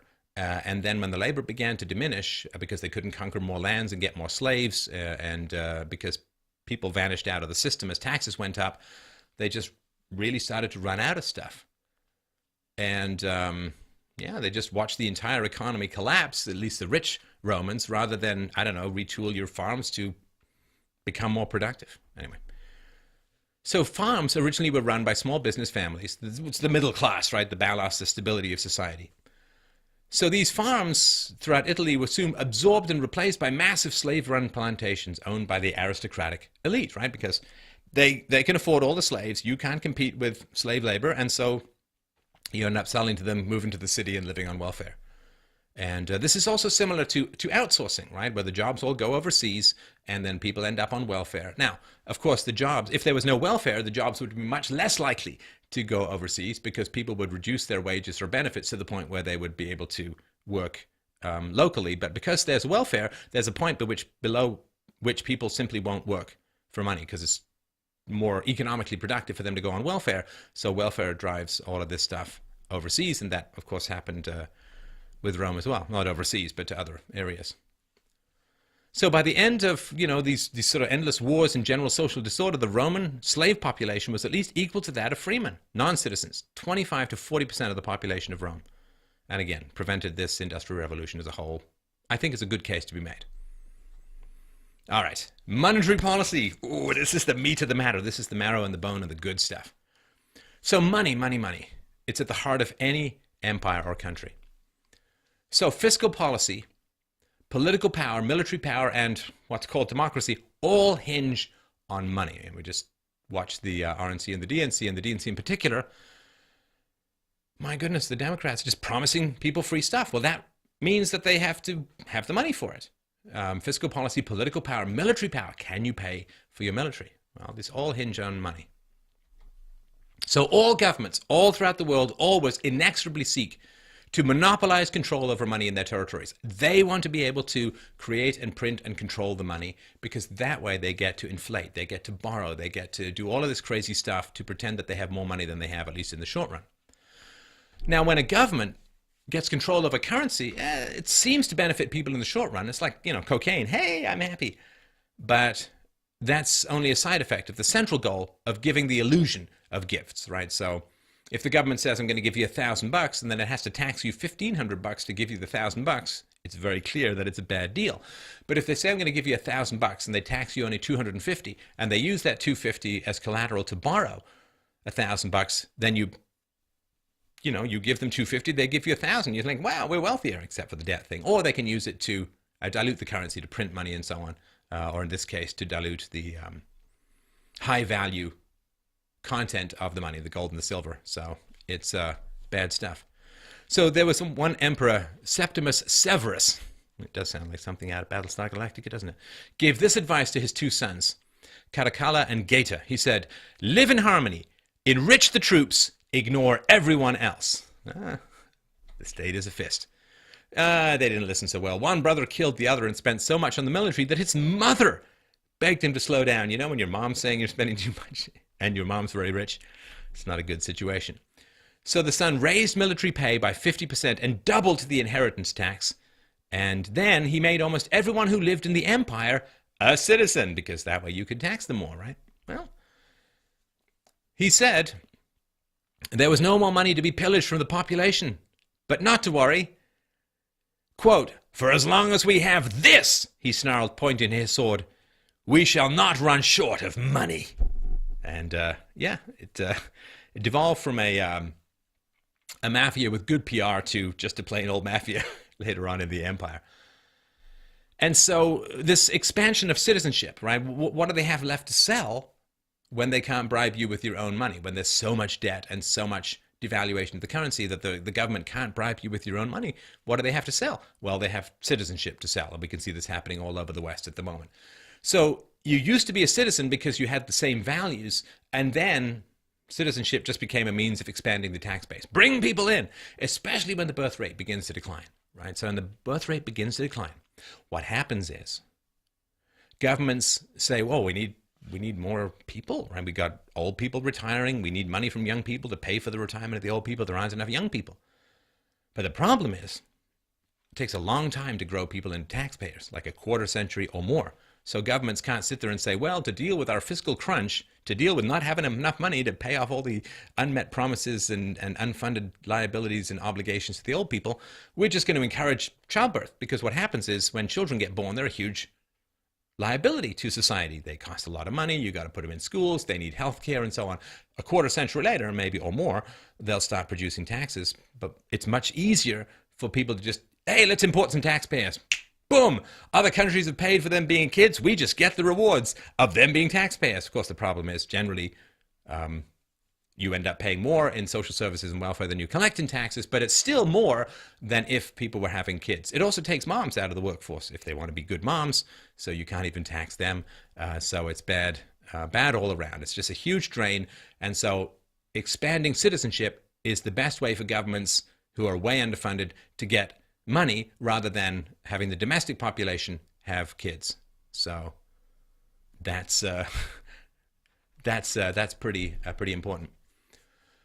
And Roman coins, were so stable for a while at least, and so popular, you can actually find them all the way out to India. Right? They've been found all the way out to India. That's how far they went. Now, 167 BC, right, before Christ, the Republic had enriched itself enormously through a series of conquests. They found silver or created silver and gold mines in Spain that were a huge source of revenue for the state, just as Spain later did it in South and Central America, which imported so much gold and drove so much inflation in Spain in the 16th century that it destroyed the Spanish economy for 400 years. It's brutal. And so what happened was a larger tax base through the provinces, the people who were given citizenship in the provinces. And by this time, Rome didn't even need to levy taxes against its citizens in Italy, looked only to the provinces to collect the taxes to pay for all of the good stuff. Taxes were raised to pay for deficit government spending, food for all in society, the welfare state, government-sponsored activities and diversions such as circuses and sports. And I'm guessing the Olympics, I don't know if they were going on in Rome, but they certainly had good old naked javelin tosses. And hey, who hasn't had that dream once in a while? Actually, pretty much every night. But so monetary policy, very important. Basic coin of the empire was a silver denarius, worst name for the punk band you could imagine, which was, at least originally, 95% silver. Within the span of 100 years, it dropped to 50% silver. Why? Because you can create almost twice as many coins with 50% silver as opposed to 95%. By the middle of the 3rd century AD, the denarius had a silver content of just 5%, so almost a 20 times devaluation. And the denarius was like the total backbone of the Roman economy. So it was not very common for you to get paid in gold, because a day's wage for an average laborer was like 1 denarius. And so it was the backbone of the economy. It's what most people used, and therefore it was the most abused by the Roman authorities. And but by the 3rd century, all the emperors were soldiers, and all of them came to their power They got hold of political power by a military coup of one kind or another. So the empire had begun hiring soldiers recruited from the unemployed city mobs, or even worse, from foreign countries. And this is pretty important. The armies that you get from, when you lower the standards and bring in people who are not part of your own cultural history and have Roman values netted into their brain from an early age, well, they're not very reliable. On the other hand, they are very expensive. And so they had to keep raising taxes. They had to keep devaluing the currency because they had to keep paying these barbarians. Now, the barbarians, were pretty smart. And they figured it out pretty quickly that they were getting crap coins. The denarius was basically turning into yak dung. And so they said, okay, forget this. If you want to pay us, Rome, you got to pay us in gold. We're not taking the stinky denarius at all. And, well, let's just say the Roman emperors had a pretty strong incentive to pay the troops well. One Roman emperor refused to pay what's called a donative on his accession. And this was a bonus, a cash bonus given to the soldiers when he got into power. So he didn't pay this bonus, and he was just killed by his troops. So there was a little bit more than an angry letter from Visa. And so, the soldiers who didn't get paid were a challenge to the succession planning. And so what did they do? Well, they raised taxes. They debased, they borrowed, and sometimes what they do, and this became common later in the empire, is they just say, hey, you relatively rich guy, you're a traitor. I heard you plotting something. I'm going to go and take your estate and sell it so that I can pay the troops. And given that the emperors had a little bit more to fear from the troops than from some elderly middle-class guy who's trying to hang on to his villa, well, they always pick on the nicest people or the least dangerous people in order to bribe the most dangerous people, which is also going on these days as well. So, bad stuff. So the 3rd century was called the Age of the Baroque Emperors. So over the next century, it's not funny, but I mean, it's a little funny, I guess. It's not too soon, but 26 emperors over the next century, only one of them died a natural death. So coinage continued to be debased to pay for the state. Between 258 and 275 AD, prices rose in most parts of the empire by almost 1,000%, right? So you got more coins flooding the market because they've been debased, and prices go through the roof. Inflation means inflation of the money supply. The actual price rise, which most people call inflation, that's just the effect of having so many coins. And if you have double the coins and not double the goods, so goods stay the same and the coinage doubles, then the price of everything goes up by double, right? So the only people who were getting paid in gold were the barbarian troops hired by the emperors, because he was terrified of them. And the Emperor Constantine started taxing the estates of the senators as well as the capital of the merchants. And he said, no, you cannot use the denarius, because we know it's crap, we made it crap. You got to pay us in gold. We won't accept anything else. Now, taxing the capital of the merchants is pretty bad too, because it's your savings, right? If you get taxed on your savings, then you're going to want to spend rather than save, which means there's less money available for investments and improvements and all that. Again, feeding the present to starve the future. So cities started creating their own currencies to pay their bills. And the governments, this is amazing, the government started rejecting their own coins. And they said, you know what? I know we're in charge of the denarius. I know we've created it. I know that we've crapped it up, but we're not taking it anymore because we messed it up so much. So you got to give us payment in kind or straight on gold. That's it. Payment in kind or gold. And so people who could not afford the gold payments, where were they going to get it? I mean, they have to pay for gold with denarius or something. Then the denarius is worth nothing. So, of course, gold price is crazy when it comes to denarius. They just abandoned their lands. Woo! I'm going to go. I could either struggle to keep this farm going as my taxes go up and break the back of my entire lineage, or I can go and watch people get torn apart by lions in the Colosseum and eat free bread all day long and cause trouble and stuff. I think I'm going to go there. So here is a graphic, the cliff ride of hell itself. Hey, see if you can figure out when the government started bribing the poor. So this is the silver value of the denarius from 300 BC to 400 AD. And as you can see along the top, a couple of hundred years, pretty stable. I think it's the British pound sterling has been the most long-lasting currency, even though it's gone down enormously in value at about 400 years. The value of the US dollar has crashed by about 98% since the foundation of the Federal Reserve in 1913, so a little over 100 years. But here you can see silver value of denarius. Oh, it's doing well, it's doing well. And this is logarithmic, right? You see we're going way down here. It's crazy. So this is even steeper if you were to map it out properly. So this is a really, really tough time for the Romans. Again, 113-year stretch, 192 to 305 AD. 84% of the emperors were either brutally murdered or assassinated in some other way. Pretty bad stuff. There was a crisis in the 3rd century from 235 to 284 AD. We've got invasion, we've got civil war, plague, economic depression, and it looked like the whole thing was about to go into the toilet. And this crisis occurred at the same time that the silver denarius went from having 2.7 grams of silver to basically nothing. It was silver in name only. So they just started squirting base metal like bronze and copper into the silver coins, debased the currency like hell. And by the year 300 AD, silver denarius, or its equivalent, had only a trace of silver left. So as currencies devalue, as inflation hits and currencies devalue and debt escalates, there's lots of social upheaval. And this tends to feed itself, right? So as you debase the currency, you destroy the economy. As you destroy the economy, you need the welfare state because you're afraid of revolution. Because you have the welfare state and you don't have the taxes to pay for it because the economy is being destroyed, what do you have to do? Hey, you got to devalue the currency to pay for all of the welfare state. Oh, that means that the economy gets further destroyed, which puts more people on the welfare state. You get how this works. It's pretty brutal as a whole. So that's the silver value of the denarius, 300 BC to 400 AD.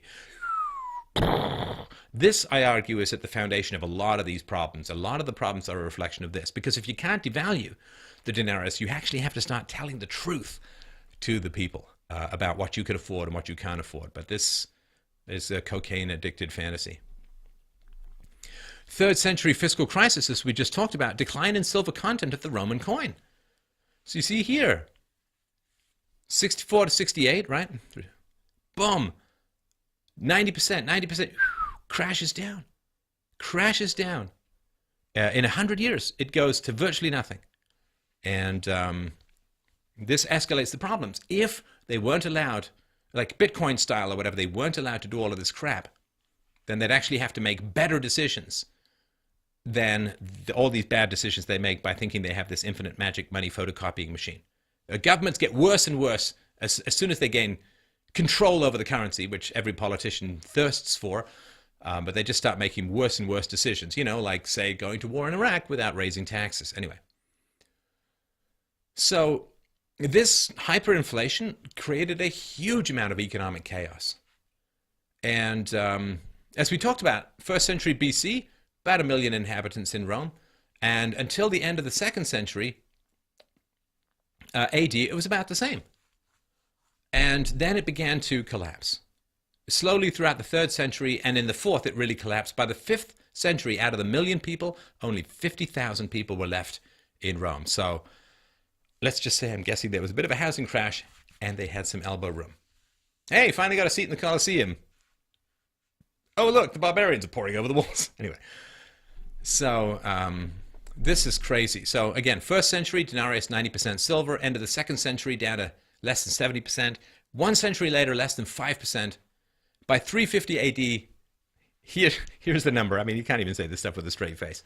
All but worthless. An exchange rate of 4,600,000 the denarius to a gold solidus, or nearly 9 million to the original aureus.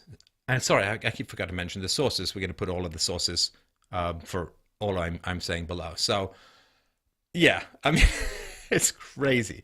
Yeah, I mean, it was just, and you can't make any plans. You can't, long-term interest rates, who knows, investments, you can't, everybody gets paralyzed. Just for comparison, 1913, foundation of the Federal Reserve. This comes from the usinflationcalculator.com. Value of $1 Federal Reserve note, $1913. Hey, let's go back here too. Boom, boom. Yeah, government gets control of the money. Boom! And it just catastrophically goes down in value. This is why I'm saying we really got to start pushing back against this stuff, folks, because we all know where it ends. So here's the frustrating thing, is that continually debasing the currency doesn't even help the government's finances. So there's something called Gresham's Law, not about bad novels. This is bad money drives out good. So everybody knew that the older money was worth more. So when the government comes and says, hey, come pay your taxes, what they do is everybody hoards the older coins and pays the tax bill in the newest junky stuff, which is why the government stopped accepting it in the first place. So this debasement, the government's real revenues, in other words, the actual amount of silver or economic value they were getting from taxes, may actually have fallen as a result of all of this debasing. So again, they didn't want to raise taxes on ordinary Romans because that's an admission that they're doing bad things. But what they did was they just handed out citizenship like candy. We don't care what your values are. Here's some citizenship because we want to get more people in the tax net. And they put the usual rabble-rousing rhetoric of, we're going to make the rich pay their fair share, as we saw in Hillary Clinton's speech. Boom, inheritances and the freeing of slaves were heavily taxed. And that just means if you tax inheritance, people just spend rather than save. And taxing the freeing of slaves was really bad, because the one chance the empire might have had, given the technology of the time, was to find some way to transfer labor from slaves to wage laborers, because then you have an incentive to create labor-saving devices. You might have hit the tipping point to an industrial revolution, but no happening. And so as the private wealth of the empire was taxed and confiscated and seized, or maybe it was hidden or just went to other locations, economic growth slowed virtually to a standstill. And then, of course, once the wealthy were taxed to the hilt, then they gave up or left, and then the government spending had gone up, and the poor and middle classes had to stop paying the state's bills. As the middle classes got out of the paying taxes business, as you see a lot of people leaving the workforce in America, boom, the tax burden falls on the lower classes. So everyone says, oh, we'll get the rich to pay. It's like, no, you're going to end up paying. It's just the way it works. And Rostovtsev, the historian, said, quote, the heavier the pressure of the state on the upper classes, the more intolerable became the condition of the lower. People weren't creating jobs and so on. Now, the Cato Institute, that's a free market think tank, says that emperors very consciously and deliberately taxed like crazy the senatorial or ruling class in order to render it powerless, so it wasn't a competitor for their own power. To do this, you needed to create the imperial guard, these enforcers and so on, and this was a huge problem. So, economic growth collapses because of excessive taxation, and the burden falls onto the lower classes. In the 3rd century AD, the money economy almost completely broke down, but the military demands of the state remained high. Rome's borders, of course, under continual pressure from the Germanic tribes in the north and from the Persians in the east. Now, the emperor's power and position now, the Baroque emperors, depended almost entirely upon the support of the army.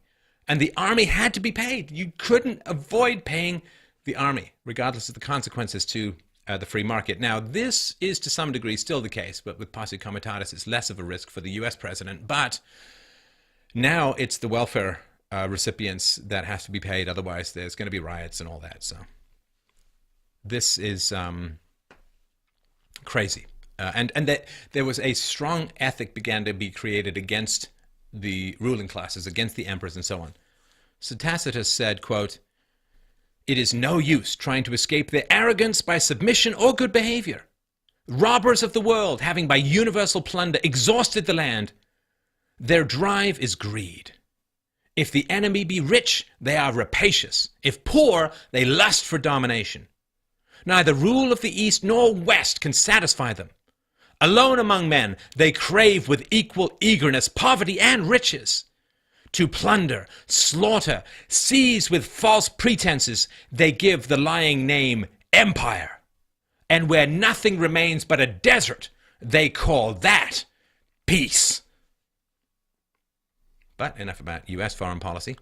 What happened to economic freedom? Well, of course, economic freedom has to do with predictability, not just property rights. And we're going to touch on inflation again because it really went crazy. Diocletian's time, the year 301, the price of denarii fixed at 50,000 for £1 of gold. Only 10 years later, it had risen to 120,000 for a pound of gold. In 324, this is only 23 years after it was 50,000, it was now 300,000. In 337, the year of Constantine's death, a pound of gold bought 20 million denarii. Inflation destroyed the economic freedom of the Romans. Because, as we mentioned earlier, except during war, Rome originally was generally a free market. And the decurions were the prosperous small and middle landowning class. They were very important in cities. They became the municipal councils, magistrates, and officials. And they were very benevolent. They did this because they thought it was a good thing to do. They liked being positive, you know, like the Elks and other groups that get together and, you know, do nice stuff, the Shriners and so on. They would build stadiums. They would build bathhouses. They repaired the streets, and they provided the pure water. And this was benefactions, philanthropic. And the reward was, you know, public recognition and esteem. You know, like most people, they will do almost anything you ask them to and almost nothing you tell them to.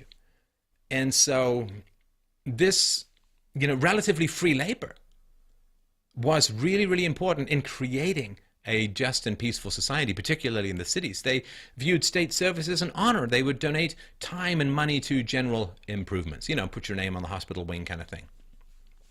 Now, in the middle of the 3rd century AD, all of this free, benevolent labor kind of went by the wayside. The decurions were now charged with collecting taxes, and they had to make up anything that they were required to pay. If they couldn't collect it, they had to make up the difference from their own pockets. So what did they do? They abandoned their posts and vanished. They just would take their savings and go elsewhere, to put it mildly.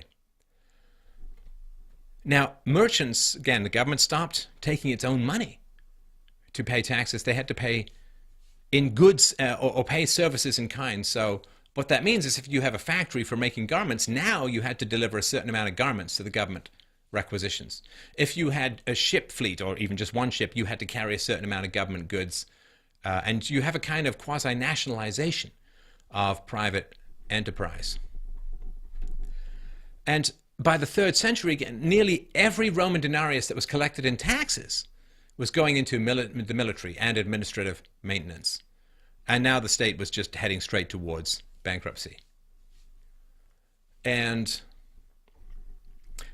what happened as well is, as more wealth began to shift towards the poorer classes, you tax the rich and subsidize the poor, sort of intellectual life began to be kind of debased, lowest common denominator, and so on. And again, this is back to Rostov. The most conspicuous feature in the development of the ancient world, especially during the imperial age, was that less intelligent people generally started to drown out more intelligent people. If you tax the rich tend to be more intelligent. You're taxing the rich and subsidizing the poor. It creates a kind of dysgenics that's really hard to survive. So people began to abandon their professions. You couldn't pay in silver, you couldn't afford gold, and you got tired of the government coming and taking all the stuff you were making. So what happened? Well, the usual crap in an unenlightened population that, people are abandoning their professions because of bad government policies and hyperinflation, so let's have worse government policies. So laws began to be passed compelling people to stay in their professions. These laws were then made hereditary because, you know, it's a dry run for Atlas Shrugged. And then taxes were fixed regardless of productivity. And that's harsh for farmers, because farmers have good years and they have bad years. And if you're not paying a percentage of your wealth, but rather fixed taxes, you have very little incentive to stay on as a farmer. Long-term mortgages and loans vanished because nobody knew what the value of money was going to be in the future.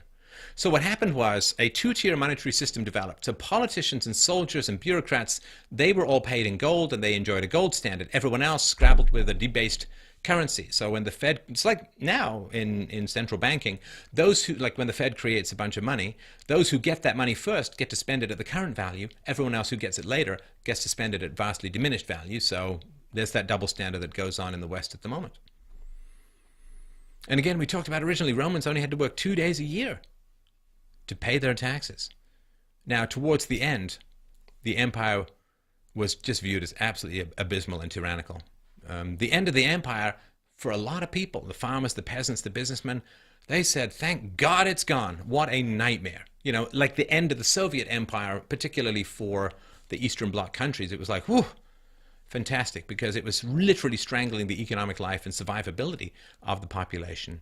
And they viewed its end as a relief. And of course, if people hate the state, they won't work to defend it.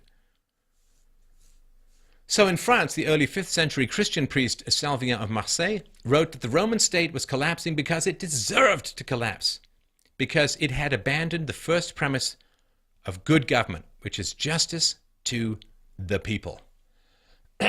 So,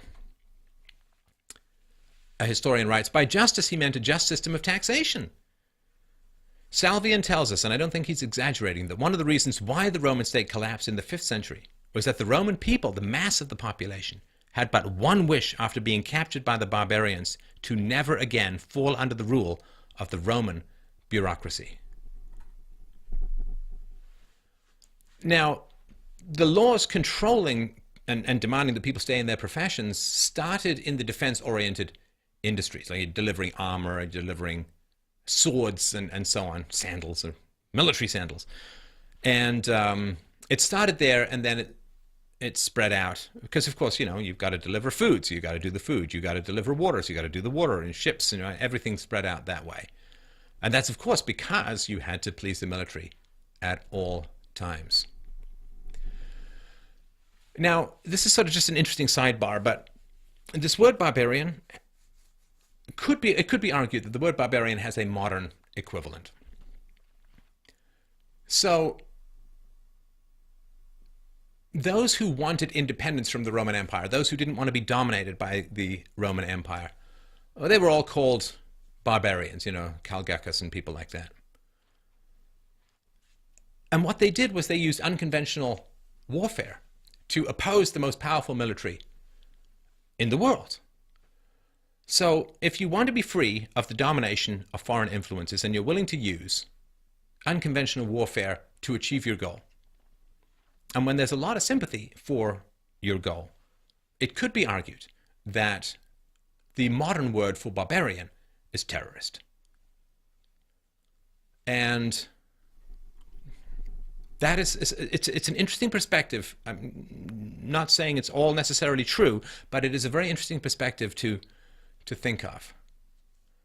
And barbarians, the terrorists, the kind of judo, right? They use the strengths of their enemies, right? So when it came time to invade or to go sack Rome, the barbarians used all of the Roman technology, all of the Roman roads, the bridges and all that. They used it. And of course, when it came time to strike at the American oligarchy, they used American inventions on 9/11, the airplanes and so on, to strike at all of this. And the same thing when there's cyber attacks and so on. So this is a way of looking at it that is important, that when the empire becomes unjust, the amount of resentment against the empire begins to increase. We can see this happening in Europe as the amount of resentment against Angela Merkel and other countries' leaders that are pursuing policies so at odds with what the majority of the population want, that there is becoming a somebody come and save us feeling.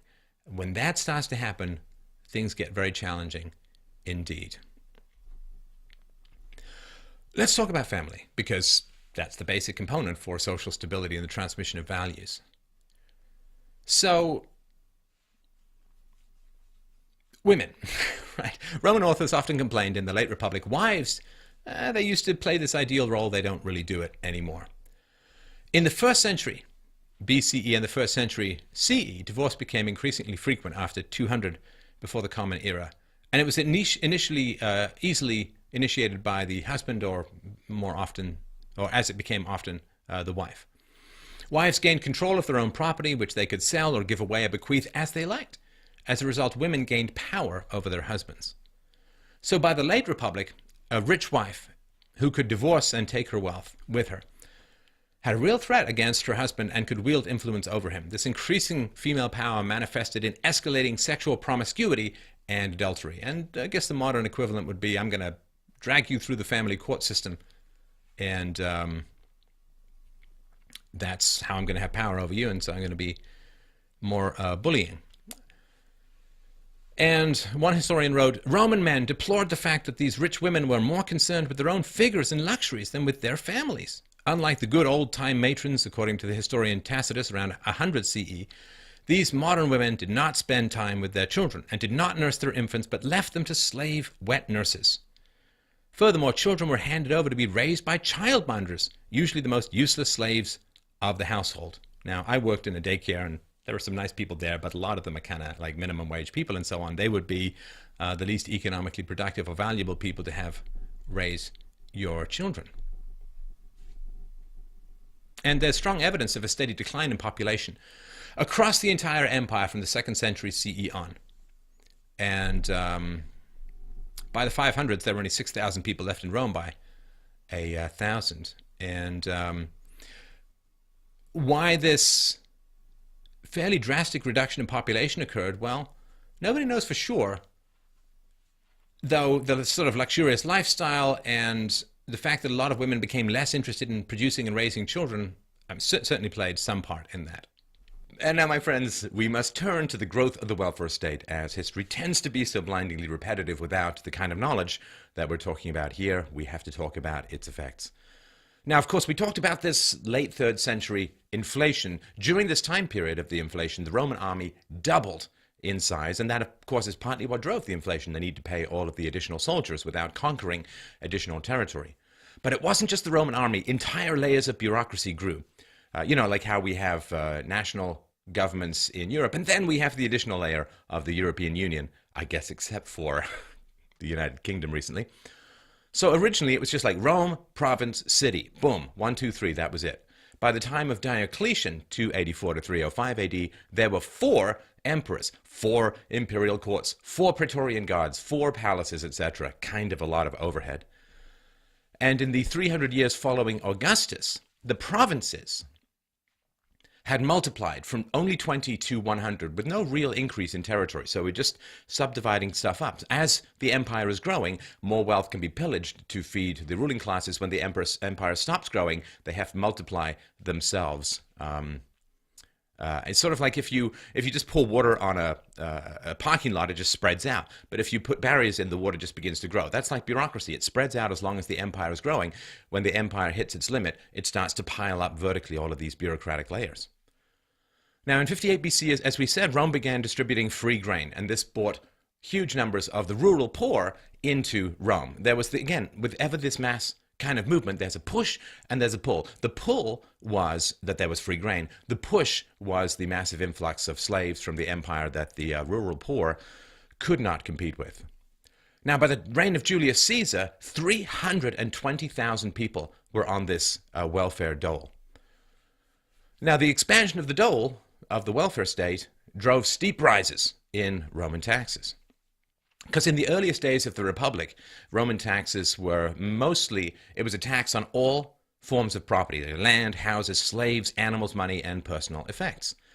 The basic rate, and I'll try and say this without bursting into tears, the basic rate was 0.01%. Occasionally, it would triple, catastrophically, to 0.03%, and it was assessed primarily to pay the army during war. In fact, afterwards, the tax was often rebated. So you've got a 0.01% tax. Often it would be rebated. And remember, of course, the army was doing a lot of the building of the infrastructure that made the Roman Empire so valuable to its inhabitants.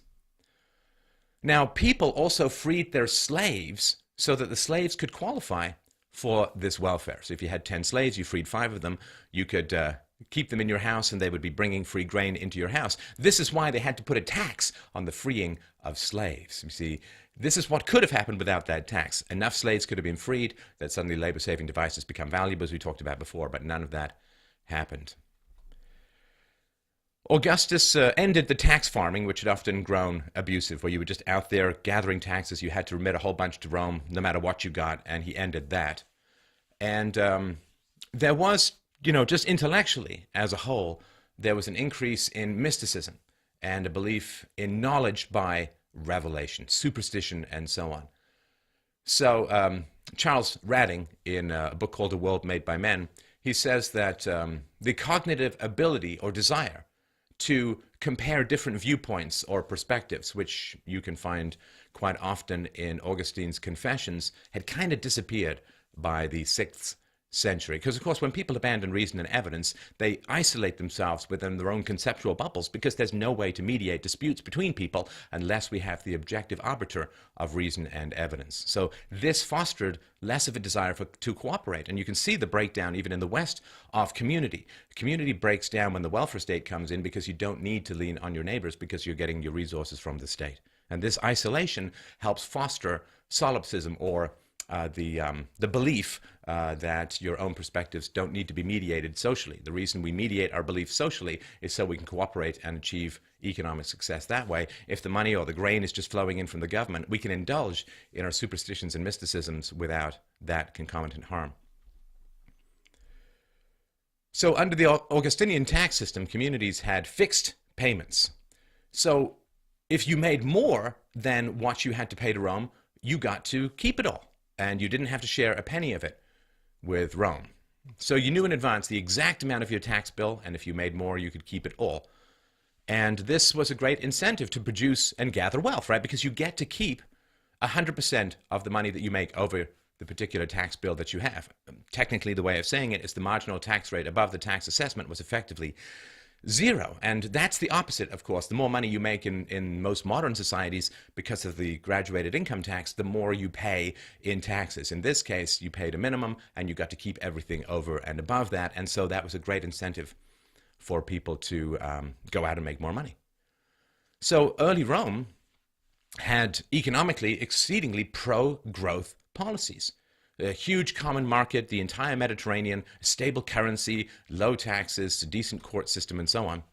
There were limits on the court system. They couldn't actually compel people to be witnesses in civil cases and so on. But how do we know this? Well, there were more shipwrecks. There was a sharp increase in the money supply, which did not lead to inflation. Right? No problem having an increase in the money supply as long as it's reflecting an increase in productivity. If you have an increase in the money supply without an increase in inflation, that's an indication that more goods and services are being produced. And also, early Rome had the lowest interest rates in Roman history, and that was another indication. The state, during this early Roman period, had so much income that Augustus was able to repair all the roads of Italy and Rome, restore temples, and build a lot of new temples, as well as construct many aqueducts, baths, and other public buildings. This is back in the days of Roman efficiency. Now, the important thing with the tax assessments is that if you made a lot more money, you could get reassessed, and that would mean you would pay more money in the future, but in the short run, it was very, very pro-growth. And there's an early republic, many, many more shipwrecks, and they really diminished later on, which indicates slowing of trade. So, what happened? How did the Roman Empire hit its crisis point? So Tiberius cut back on public spending and hoarded cash, and this led to a severe currency shortage in 33 AD. Also, there was a dormant usury law. This came up fairly repetitively throughout the Middle Ages as well, that lending money at interest was considered to be a bad thing, and that, of course, cripples economic growth when people do that. So there was a currency shortage, and a dormant usury law was put into enforcement, which further harmed economic growth. So there was a money shortage, and because he stopped spending on growth and infrastructure, there was a sharp contraction in economic activity. What was the solution to this sharp contraction in economic activity? Well, the state made huge loans at 0% interest in order to provide liquidity. Yes, that's right. It's the ancient gold-based version of quantitative easing, or just money creation, money printing. So this is, we think something like Keynesianism, where the government is supposed to spend during a recession and save during a growth period. We think this is all new. This has all been done before, thanks BNL.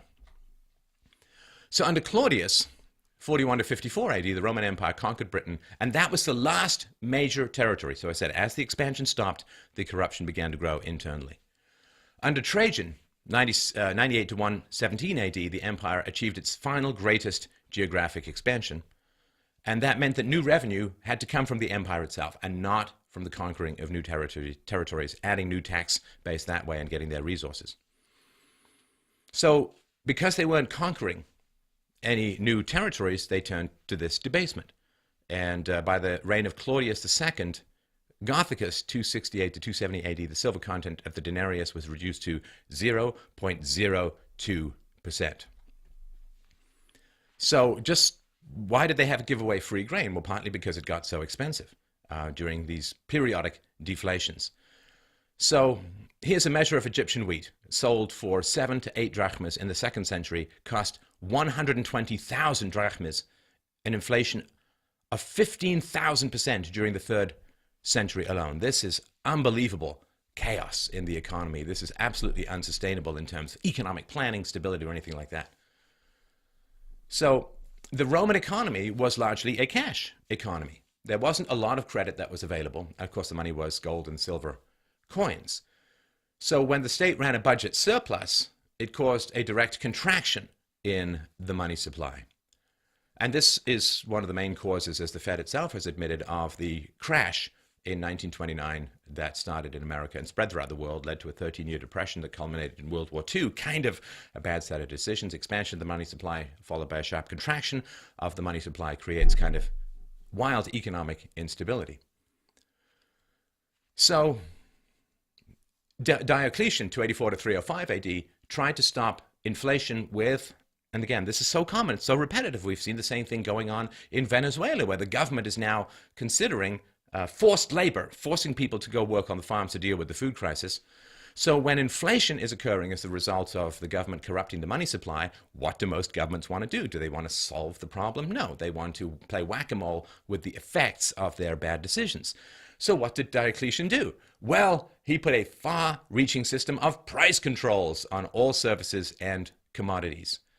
And he believed, as governments are wont to do, why are prices going up? Well, people are speculating and they're hoarding, and therefore we've got to stop them from doing that. It's not because we're debasing the currency and spreading the silver out so wide you can barely get a glint of anything silvery in the gold in the coins anymore. He said, well, it's speculation and debasement. We're going to stop that. And so they put price controls on a wide variety of services and commodities. And what happened? Well, when you have price controls, you get shortages because people will then hoard, and maybe there's some speculation going on. And so what happened was anybody who violated these price controls got the death penalty. At this point, the death penalty in Rome was applied to, I don't know, pretty much everything that you could imagine. And so small and cheap items would get people the death penalty if they sold them in the black market. And goods, of course, vanished from sale, as did services. People abandoned their professions and went on the dole, you know, the usual stuff. But the rise in price, of course, ended up just getting much worse. And after countless people had met their death for trading voluntarily on mutually agreed upon terms, the law was finally repealed. But this government corrupting the currency, causing inflation, followed by price controls, followed by a black market, followed by fascistic crackdowns, is another one of these grim stone wheels that keeps crushing human hopes and possibilities, which we hope to reverse through conversations like this. So, continuing the tragic story of the decline under Constantine, 308 to 337 AD, well, he continued Diocletian's policies, economic control, central planning, all of that god-awful Soviet-style mess that is crippling Western economies at the moment. So he even more tightly lashed and bound workers and their descendants to the land or to their occupations. So it became that you had to do what your father did, and you had to stay on the land your grandfather worked. And this, of course, was the basis for what turned into the medieval practice of serfdom. In 332, Constantine ordered, quote, "Any person in whose possession a tenant that belongs to another is found, not only shall restore the aforesaid tenant to his place of origin, but also shall assume the capitation tax for this man for the time that he was with him. Tenants also who meditate flight may be bound with chains and reduced to a servile condition, so that by virtue of a servile condemnation they shall be compelled to fulfill the duties that befit free men." Yeah, we chain you should you leave your livestock enclosure of tax collection, but we're going to say that that's because you're oh so free. This is a terrible death cycle. Government controls lead to more distortions, lead to more government controls until either they're repealed or the society craters completely. So despite some such efforts, or Perhaps because, I would argue, of such efforts, the land continued to be abandoned and trade mostly collapsed. People just wanted to get away from the bullying, the control, the fear, the anxiety, the sword to the throat, the chains, the bindings, the taxes, the destruction of this increasingly dangerous and destructive empire. Industry moved out to the provinces. See, back in the day, it's really hard to tax people who are in the country. It's relatively easy to tax people in the city, but which is why people leave the city and go to the country, because they get to escape the sort of, I don't know, martial law net of economic controls that Rome had. And so this industry moving out to the provinces, we see this with a hollowing out of inner cities, and this is relatively close to what is outsourcing, where one of the reasons why America and a lot of the West can't produce its own goods domestically, why like of apparel manufacturing in America, only 3% is done in America, well, because of regulations and controls and union laws and high taxes. America has extraordinarily high corporate taxes. And so America is Rome, and the country is the outsourcing that comes from America. They're just trying to escape the regulation. So it left Rome economically kind of an empty shell. So it was still taking in taxes, taking in the grain and other goods that were produced in the provinces that had to be paid in kind, but it was producing almost nothing itself. And of course, this makes people kind of resentful. You know, when people look at particular areas where lots of people on welfare, they're like, I'm not really that happy that all my taxes is going to this stuff, because it doesn't really help. Now, the dependent mobs in Rome, the ones who were dependent on the bread and circuses provided by the government and the military-industrial complex, produced nothing, but always demanded more, leading to an insane tax burden on the productive citizens. Now, some historians have pointed out that from an economic point of view, the fact that the state was massively attempting to increase and collect these taxes, well, what did the taxpayers do? The more star systems you try to grip, the more will fall through your hands, right? It's like trying to grab a soap in a rainstorm. There was more burden placed upon people just trying to avoid taxes than the actual taxes themselves. They would move, they would change occupations, they would go into the black market, they would flee the cities, and so just having to avoid the crazy taxes became more burdensome, and people resented it more than the taxes themselves. The heavy taxes that were applied to farm output has shown that land rent and real wages fell during this period. And this, the 1% gets richer. This was the same in Rome as well, right? So much of the economic gains over the past 20 years have accumulated to the top 1%, certainly in America. So rich people, you could get away from taxes. You could either legally or illegally find ways around it. You could shuffle your assets. You could bribe people to get out of their taxes. But the ordinary citizen did not have that political connected ability to avoid those taxes, and they were pretty much helpless against these increasingly brutal tax collectors. In the 50 years after Diocletian, the tax burden on Romans roughly doubled. So small farmers could no longer live on their own domestic production. And this led to the final breakdown of the economy. As Lactantius put it, quote, "The number of recipients began to exceed the number of contributors by so much that with farmers' resources exhausted by the enormous size of the requisitions, fields became deserted, and cultivated land was turned into forest." Right? As the parasites overwhelm the host, you have huge problems. So up to about a third of the people in Rome at certain periods were dependent on the state for their survival. And as Mitt Romney pointed out, I think it was in 2012, it's pretty hard for Republicans to get elected because close to half of the American population rely on the state for all or significant portions of their income, so why would they vote for a shrinkage of the state? So state revenues became too small to maintain defense. And so they cranked up more taxes, increased the sales tax from 1% to 4.5% in 444 AD. And taxpayers invested crazy amounts of time and effort and money evading taxes rather than actually doing productive work, further shrinking state revenues. And taxpayers eventually evaded taxation by withdrawing from society altogether. And this is the MGTOW phenomenon. This is the tens of millions of people who are simply out of the American labor force or the labor force in the West. This is the people who graduate from college and live with their parents and play video games. They're just and don't get married, don't have kids. This is happening in the modern world as well, which is why, at least among Europeans or whites, there is such a catastrophic decline in the birth rate. And this is also happening after 20 years of a zombie economy in Japan, where they've tried all of the same crap that the Romans tried. Young Japanese people are simply withdrawing from dating, from sex, from having families, from having kids, and they just withdraw from society because the way that you compel obedience to society is you have like a prize. Hey, if you obey the rules, you get income, you get a house, you get a car, But if society doesn't have the dingleberries to dangle, like the carrots to dangle in front of people to compel obedience or submission to social norms, people don't want to submit to social norms because it just feels humiliating rather than productive. And this is the road to serfdom. Large, powerful landowners were able to avoid or reduce taxation through legal or illegal means, and they began to organize small communities around them that relied upon their protection. Small landowners were crushed into bankruptcy by heavy taxes, and they threw themselves on the mercy of the large landowners, signing their freedoms away as tenants, or even becoming slaves, signing away their absolute freedom, becoming slaves, because slaves, of course, were not taxed. In 368 AD, Emperor Valens declared it illegal to renounce one's liberty in order to place oneself under the protection of a powerful landlord.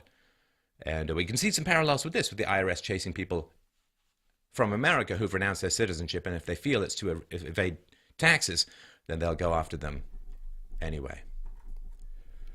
So,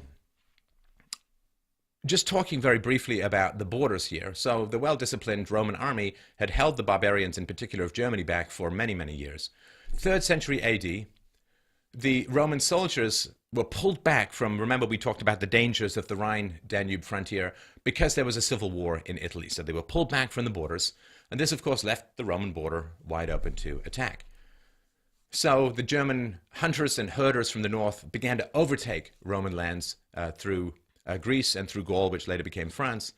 476 AD, German general Odoacer or Odovaker overthrew the last of the Roman emperors, Augustus Romulus. From then on, the western part of the empire was ruled by Germanic chieftains. Roads and bridges, of course, left in disrepair, fields went fallow, left untilled. The growth of pirates and the growth of bandits made travel unsafe, and because the farming collapsed, there's no way to maintain cities in the absence of excess food production from the farms. So trade and business began to disappear, and this was fundamentally the end of Rome as it had stood. And life, the death penalty for just about everything, life became perceived as more and more cheap as the rulers began to look at the masses as undifferentiated tax livestock to be milked of every last piece of blood and productivity and bone marrow they could, just to pay the increasingly foreign soldiers, 10 cents more a day to avoid getting stabbed in their sleep by those selfsame soldiers. So it became unprofitable because of regulations and taxes and price controls. It became unprofitable to trade, to manufacture anything. And then people lost their motivation. Without motivation, it's really tough to have an economy. People respond to incentives, a basic tenet of economics. And so when you lock families into hereditary trades and vocations, there's virtually no choice about what you do for a living. And what happens is then people begin to despair, and they begin to become less fertile. Children are seen as a needless and depressing burden. Abortion and infanticide became commonplace, and sometimes children were sold directly into slavery. Now, remember, there are 2 Roman emperors near the end, right? One in Rome and one in Constantinople. They kind of broke it up for ease of management. And despite the fact that all of these economic catastrophes were occurring in the West, the 2 Roman emperors continued to demand that the entire empire pay the taxes they collected into a common treasury. And so few of these taxes made their way back to the West because they were needed to defend the state and rebuild its infrastructure. Now, the German chieftain, Odovacar, began to defy this tradition, and he said, look, if I'm taxing these lands, I'm keeping the money here. I'm not sending it off to Constantinople to be mixed in with everyone else's. Forget it. So why did the barbarians attack? Well, as we mentioned before, the Eurasian Huns invaded Europe in the late 4th century, driving the Germanic tribes to the borders of the Roman Empire. The Romans did allow some members of the Visigoth tribe to cross south of the Danube into the safety of Roman territory, but treated them very, very cruelly. According to the historian Ammianus Marcellinus, Roman officials forced these starving Goths to trade their children into slavery in exchange for dog meat because they were so hungry. Well, that's going to cause some resentment. Mistreat those on the edges of your empire, and you will find that your borders become just a little more porous. Now, some of these Goths, of course, have made it into Roman territory, so by brutalizing these Goths, the Romans fomented a dangerous foe within their own borders. The calls are coming from inside the house. And eventually the Goths, so hard done by, so badly treated, they just revolted. They routed a German army and killed the Eastern Emperor Valens during the Battle of Adrianople in AD 378. Now, this was crazy shocking to the Romans, that one of their armies had been defeated by the barbarians of all people. They negotiated a shaky peace with these barbarians, but this unraveled in 410 AD. The Goth king Alaric surged west and sacked Rome. The Germanic tribes, the Vandals and the Saxons, were able to surge across Rome's borders and occupy Britain and Spain and North Africa. See, because of most of ancient history, the Rome's military was the envy of the entire world. And during this decline, though, the makeup of the once powerful, mighty, bottomlessly competent legions began to change. They couldn't recruit enough soldiers from the Roman citizenry, so Diocletian and Constantine and emperors like that began to hire foreign mercenaries to prop up their armies. So the ranks of the Roman armies were chock-a-block with Germanic Goths and other of the so-called barbarians. And in fact, the Romans stopped using the word soldier and began to use the Latin word barbarus because there were so many of these barbarians in the Roman ranks. Now, they were fierce warriors and fought hard, but they had very little loyalty, if any, to the actual conceptual structure, moral structure of the empire. They weren't patriotic. And therefore, if you didn't pay them, they would turn on you. Of course, mercenaries tend to be loyal to the coin rather than the king or the emperor. So this was one of the reasons why this death spiral began to occur. So very briefly, they couldn't get enough Romans to become soldiers because taxes are so high, they're fleeing the cities, they're evading, they don't want to. So they end up having to hire mercenaries. They have to pay those more than they would have to pay domestic soldiers because there's an efficiency, an economic efficiency in patriotism, just as there was when we saw back in the middle class would do all these wonderful things in a city just for recognition, just to be nice, just to be sort of part of the cool kids in the in club. And the in-group preference was very strong because there was a cultural homogeneity along those sorts of towns or cities.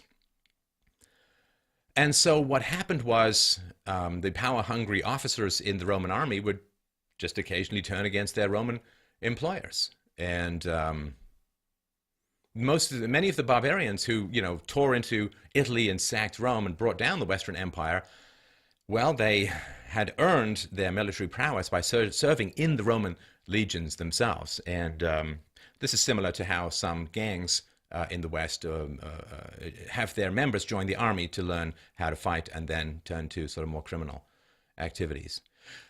There was, I sort of want to mention this because it's a fairly powerful thesis, one advanced by Edward Gibbons, which is that the decline of the empire did sort of dovetail or coincide with the spread of Christianity, which was at first opposed as a faith and was as a negative faith, and was the governments attempted to suppress Christianity and failed because it was the ancient world and all that. And so some people say that the new faith helped contribute to the empire's fall, but I don't really see that to be the case. I mean, if you look at the European empires that were around over the last couple of centuries up until they fell apart when Europe virtually self-destructed during the Second World War, well, they were Christian rulers, they were Christian leaders, and they didn't have any problem with an empire. So to me, it's more about the taxes, the economics, and the corruption of morality. The end. So in the end, Rome ran out of money, couldn't pay the army, couldn't build, couldn't maintain forts or ships, couldn't protect the frontier, and had accumulated what could, in a very nice way, be called unfunded liabilities. The unfunded liabilities of we owe a huge amount of money to the mercenaries. We can't pay them. Oh, look, they're coming to collect with swords. And that was pretty much it. And of course, as taxes were raised to pay for the military, fewer people wanted to be soldiers, which meant you had to hire more mercenaries, which meant that you had to raise taxes even more, which drove more people out of the economy. So this was, mathematically, that which cannot continue will not continue. What are the unfunded liabilities in America these days? $180 trillion on a $15 trillion GDP economy? Yeah, right. So the invasions of the barbarians, yeah, they were final blow, but it was a symptom of how bad the Roman state had become in the 5th century. 3 centuries accumulating deterioration in the freedom and trade of Rome. And a lot of Romans actually welcomed the barbarians as saviors from the crushing tax burdens, regulations, enslavement, disasters, mess, rising crime rates, single motherhood, all that kind of mess. Now, although the fall of Rome seems, huge and tragic from a historical perspective, and I think it was because it could have gone so much better, for the bulk of Roman citizens, it didn't have much impact on their way of life in the moment. The fall of Rome is sort of the case that I'm pursuing here, fundamentally due to economic deterioration resulting from crazy high taxation, inflation, and hyper-regulation of the market. It's the same reason why the Soviet Empire fell. Escalating taxes, they crank up the taxes. This is the Laffer curve, right? The more you tax, the less money you can get, or at least it stays about the same because the more effort people put into avoiding taxes. So escalating taxes didn't actually raise additional revenues. Wealthier taxpayers just evaded those taxes. The middle class and its tax-paying capacity were slowly exterminated. So once the invaders had displaced the Roman government, they just settled into being the new rulers, meet the new boss, same as the old boss. Now, they didn't have any particular incentive to pillage once they owned the actual land. Once they became the rulers, they didn't have any incentive to continue pillaging. So what did they do? Well, they had been attracted to Rome because of peace and stability, so they attempted to reproduce that in the regions that they conquered. If your citizens are happier, then you're going to get more in taxes. So the final demise of the Roman Empire in the West, again, as we talked about in the Byzantine Empire, and the eastern half continued for a long, many, many centuries past that. For a lot of Romans, it was a relief. So it didn't have any impact on their way of life in terms of there wasn't suddenly some new language or anything like that, but it was a relief in that the infrastructure of tyranny that had grown over the past 3 centuries dissolved virtually overnight. In his book, When Nations Die, Jim Nelson Black says that there are 3 aspects of decay. There's social decay, cultural decay, and moral decay. And how do you know that they're occurring? Well, there's a crisis of lawlessness, a loss of economic discipline, and rising bureaucracy. And these are all present when it comes to Rome as a whole. And the disastrous consequences of the collapse of law and order and the predictability of law and order, when there's new regulations coming out, being pumped out like crazy, when there's new laws and rules, and now it's the death penalty for selling this piece of wheat a little too high, that is the collapse of law and order. And this happened in ancient Greece, right? What happened? Well, a general loss of respect for tradition and the degradation of the young, as it's been described, and the decline of quality art and entertainment and rhetoric. Conversations and disputes become very aggressive, combative, and very intolerant. And intellectuals in ancient Greece began to turn on the traditional institutions of ancient Greek or Hellenic society. And this mirrors, of course, what's happening in the modern West with Marxist-derived critical theory, patriarchy, sexism, homophobia, racism, all of this stuff. It's like everything that is traditional is bad, is evil. All of your traditions, all of your ancestors were bad and evil, and that echo continues in its black, ugly way into the current world. So when the intellectuals begin to really turn on all the traditions that produce the wealth that pays the intellectuals, you know you are not far from the end. And thinkers traditionally emerge in these kinds of decaying societies. These thinkers emerge and they say, we need fundamental change. Everything needs to change. And we must give the young a voice in society. And without that, it's terrible. And the means of transmitting ancient guidelines, self-discipline, responsibility, honesty, courage, all the virtues that are necessary for a flourishing civilized society, the mechanisms for transmitting those break down. In particular, the family breaks down, and this is how generally the young are imprinted with the values of the society. And Greece, in its own decline, just collapsed or decayed, I guess you could say, into a pretty lawless and disreputable nation. And then they were conquered by the Romans, 146 BC, because they had decayed and had become selfish and had become lazy and become ridiculously self-critical at the same time as there was these ridiculously high levels of hedonism. And they then were conquered from outside, and there's this grim cycle, which we'll talk more in just a moment. It was a very decadent and brutal society, right? The Colosseum would get so soaked with blood during the battles in there, the gladiatorial battles, that they would shovel new sand on the blood, hoping to soak it up so it wasn't too unstable for the next round of fighters. 383 AD, captive barbarians were being fed to wild animals in the Colosseum, and that is not good. In the study of the French Revolution, José Ortega y Gasset noted that, quote, "Order is not pressure which is imposed on society from without, but an equilibrium which is set up from within." And as long as Rome recognized, as we said before, that the greatness is in the morals and in the heroes, in the self-discipline. If you discipline yourself, then you don't need a big, powerful state. If you look at the single mother explosion in the West, this is a lack of self-discipline, a lack of desire or will to not get pregnant until you get married, right? There's three things you need to do to stop being poor, to not be poor. Number one, finish high school. Number two, get and keep your first job for a year or a job for a year. And number three, don't have children before you get married. If you do all of those things, you have less than 2% chance of ending up in poverty.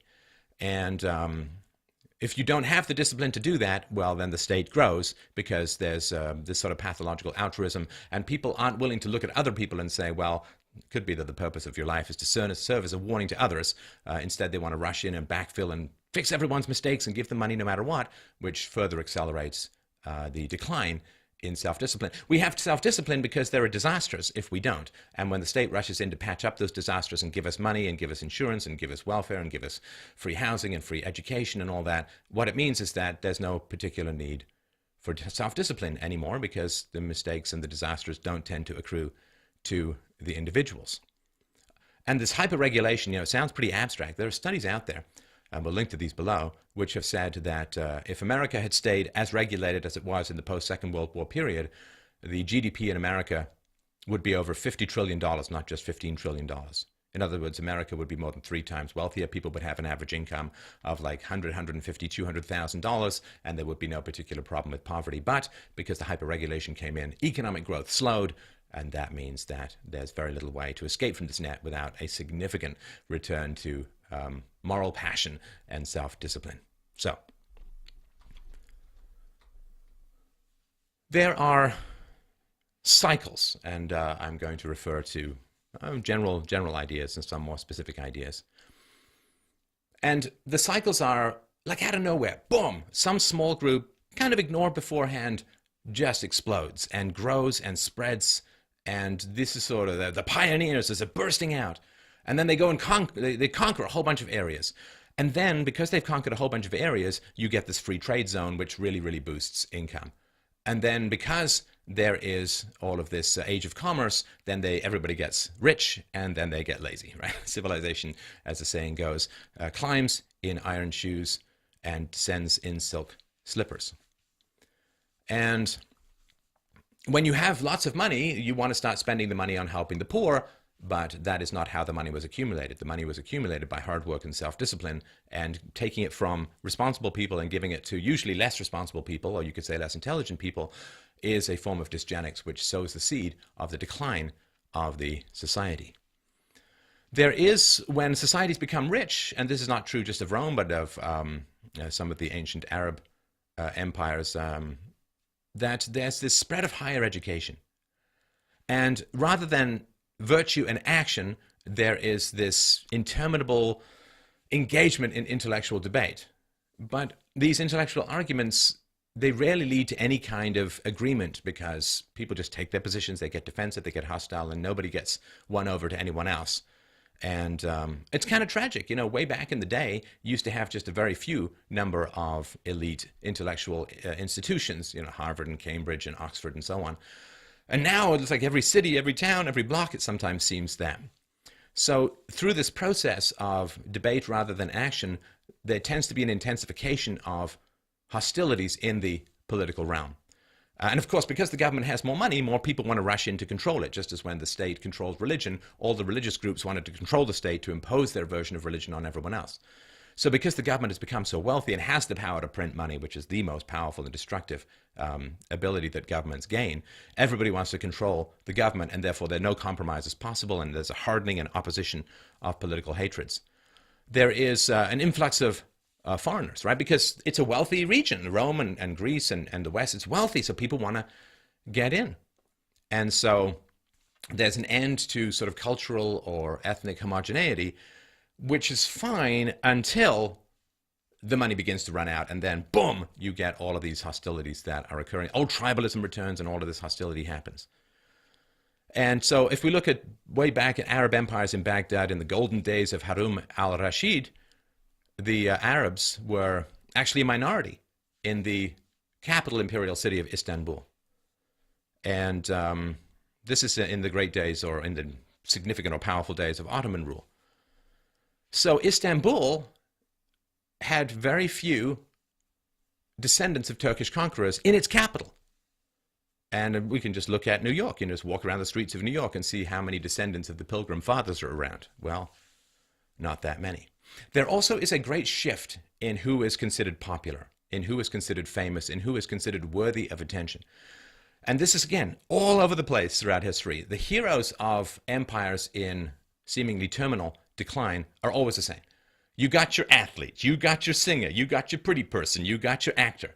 And that is always the case. What happens is it's no longer literary heroes or intellectual heroes. It's no longer military heroes. None of those iron-willed, strong-willed, genius people are around. It's people who please the eye, who please the ear, who please the senses. Right? They make pretty sounds with their mouths. They look pretty and so on. And they have nice muscles. They're athletes and so on. And so this is a debasement of the culture and is reflective of the hedonism. People don't want examples of heroes who achieved their moral or military expertise and power through discipline and surrendering their own ego to the benefit of the tribe. What they want to see is, you know, people who are born pretty, born athletic. You know, athletes work hard and so on, but it's not quite the same as moral excellence, and that's one thing that is pretty common throughout these kinds of things. Now, here's a quote. I put this out there for discussion. I have not figured out all of my perspectives on this. I put this out for discussion. I will put the source to this below. An increase in the influence of women in public life has often been associated with national decline. The later Romans complained that although Rome ruled the world, women ruled Rome.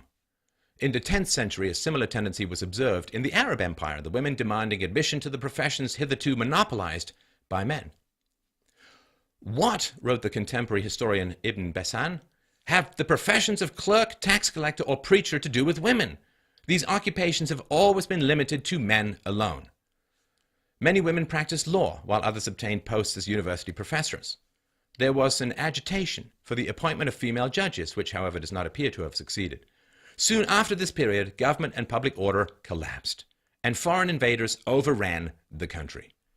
The resulting increase in confusion and violence made it unsafe for women to move unescorted in the streets, with the result that this feminist movement collapsed. I leave you to ponder that one, and please let me know what you think in the comments. And when there's this age of affluence, right after there's this explosion and this expansion and then this commerce and then this wealth, well, the government starts scooping up the wealth and handing it out. In the Arab Empire of Baghdad, there was state assistance to the young, to the poor. They have free university, free public hospitals, and this seems to help people in the short run, but it really tends to dissolve their resolution and strength in the long run. We all want free, but free ain't usually that good for us. So it's not biological, because after about close to a century of peace, right, from the end of the Napoleonic Wars in 1815 to the start of the First World War, in 1914, there was rich, aristocratic young British men, and they actually moved fairly easily into the hellish life in the frontline trenches in World War I. So it's not physical. If you move from a decadent culture to a more rigorous culture, you'll adjust pretty quickly. When you have a lot of wealth and power, you get lazy. And interestingly enough, people don't tend to be happier. Women's happiness over the past 40 or 50 years has declined enormously, particularly in America. As they've had more choices, more opportunities, their happiness tends to decline, and this has happened to other groups as well. There's pessimism, there's frivolity, there's hedonism, there's materialism, and there is a decline of religion. And that is pretty significant. Unless there's a good substitute like philosophy, declines in religion tend to be declines in virtue. And what happens is there's this sort of, it's like amber slowly floating over or flowing over a ancient insect. You know, people, they really don't rouse themselves to save their own civilizations, even when the dangers are completely obvious, because I'm not sure they really feel that anything is worth saving at this point. And it seems to run at about 10 generations. 10 generations takes us from these sort of hardy, hardworking, clear the land no matter what, enterprising pioneers into the lazy couch surfing dependence of the welfare state. It takes about 10 generations to go from that, and we can see this repeated over and over throughout history. So there are principles. This is sort of my final speech. Thank you so much for having the patience to go through this. I hope it's been helpful and interesting. And if you find it so, of course, please donate freedomainradio.com/donate to help us continue to do this kind of work, and share and like and subscribe, you know, all of the good stuff. So a people grow to greatness because they follow rational principles: equality, rationality, empiricism, free trade. And it's not people who are the livestock. It's not people who are the productive aspects of society. It's these principles. We have to work to recognize it's these principles that we must work to grow and extend and expand. And that, of course, is the entire point of philosophy. And when you have a welfare state, you have a giant vacuum of demand, right, that comes in. People want to rush to fill in and take advantage of that welfare state. So one government program called the welfare state leads to, inevitably, another government program called walls or defense and so on. And the welfare state leads to increased military requirements, increased policing and so on, because you get people pouring in who don't want to come for the values, they want to come for the money that the values have produced. So what happens is you get the welfare state, which is very expensive. That stimulates demand for people to come into your country or into your culture, which means you've got to build walls, you've got to have enforcement, you've got to push people out, you've got to bust them, you've got to police them, you've got to round them up. So you get this ever-escalating sense of cost in society as well. Of course, massive immigration also depresses wages. That's very well understood, which means with the welfare state plus depressed wages, fewer people want to work, which means your tax base shrinks. Because they don't want to work, they want to go on the welfare state. Your tax base shrinks at the same time as your expenses are going through the roof.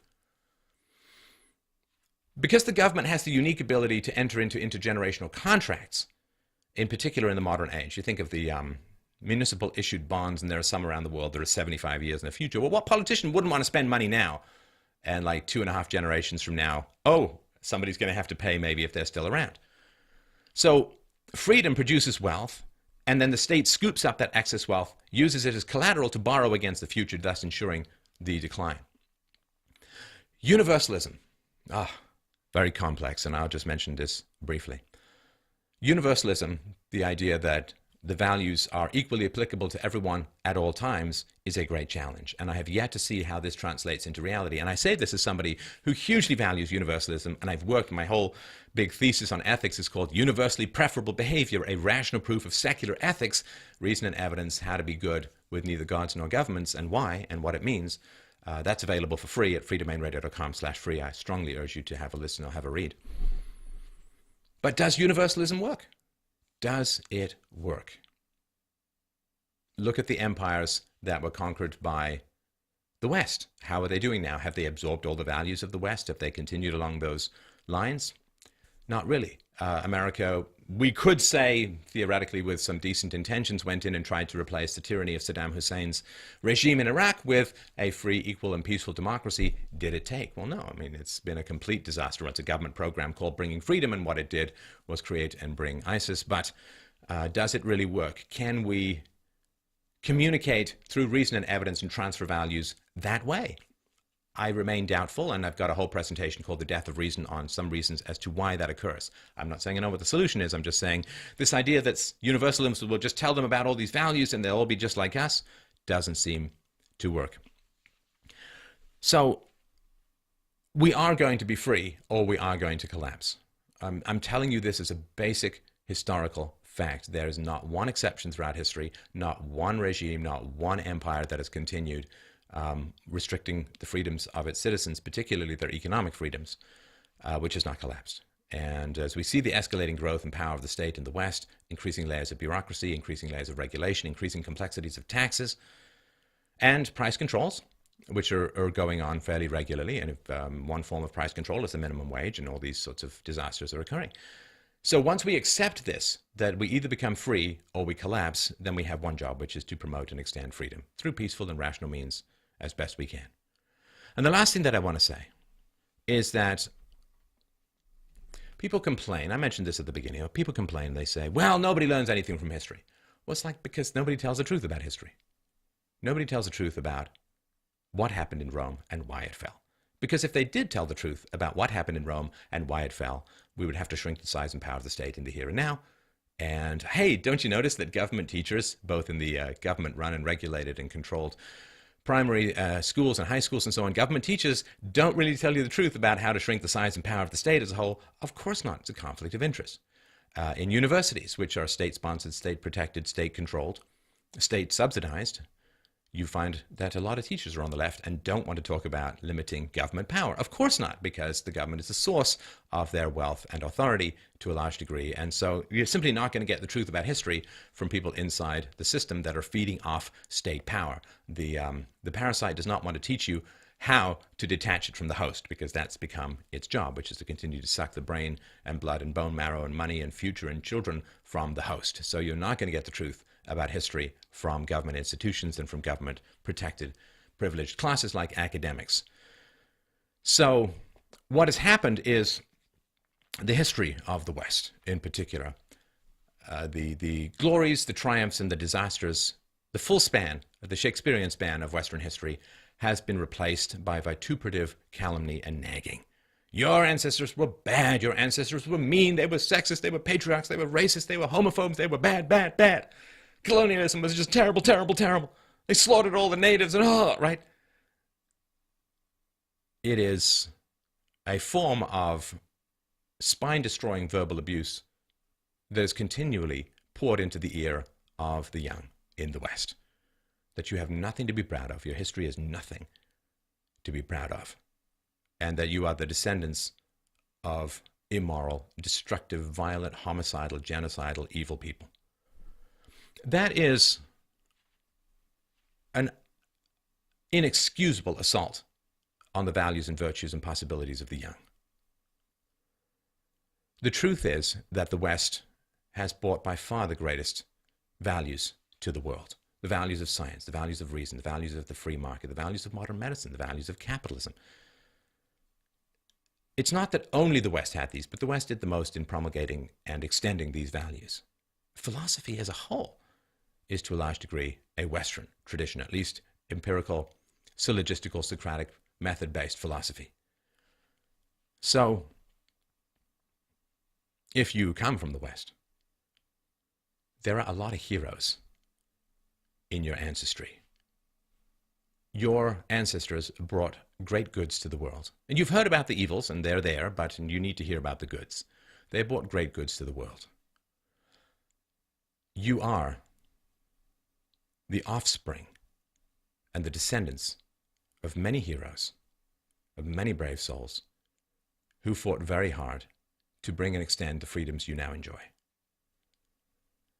If you feel that you are descended from evil, you have nothing in your civilization to defend. You are children of heroes. And only heroes get to keep their freedoms.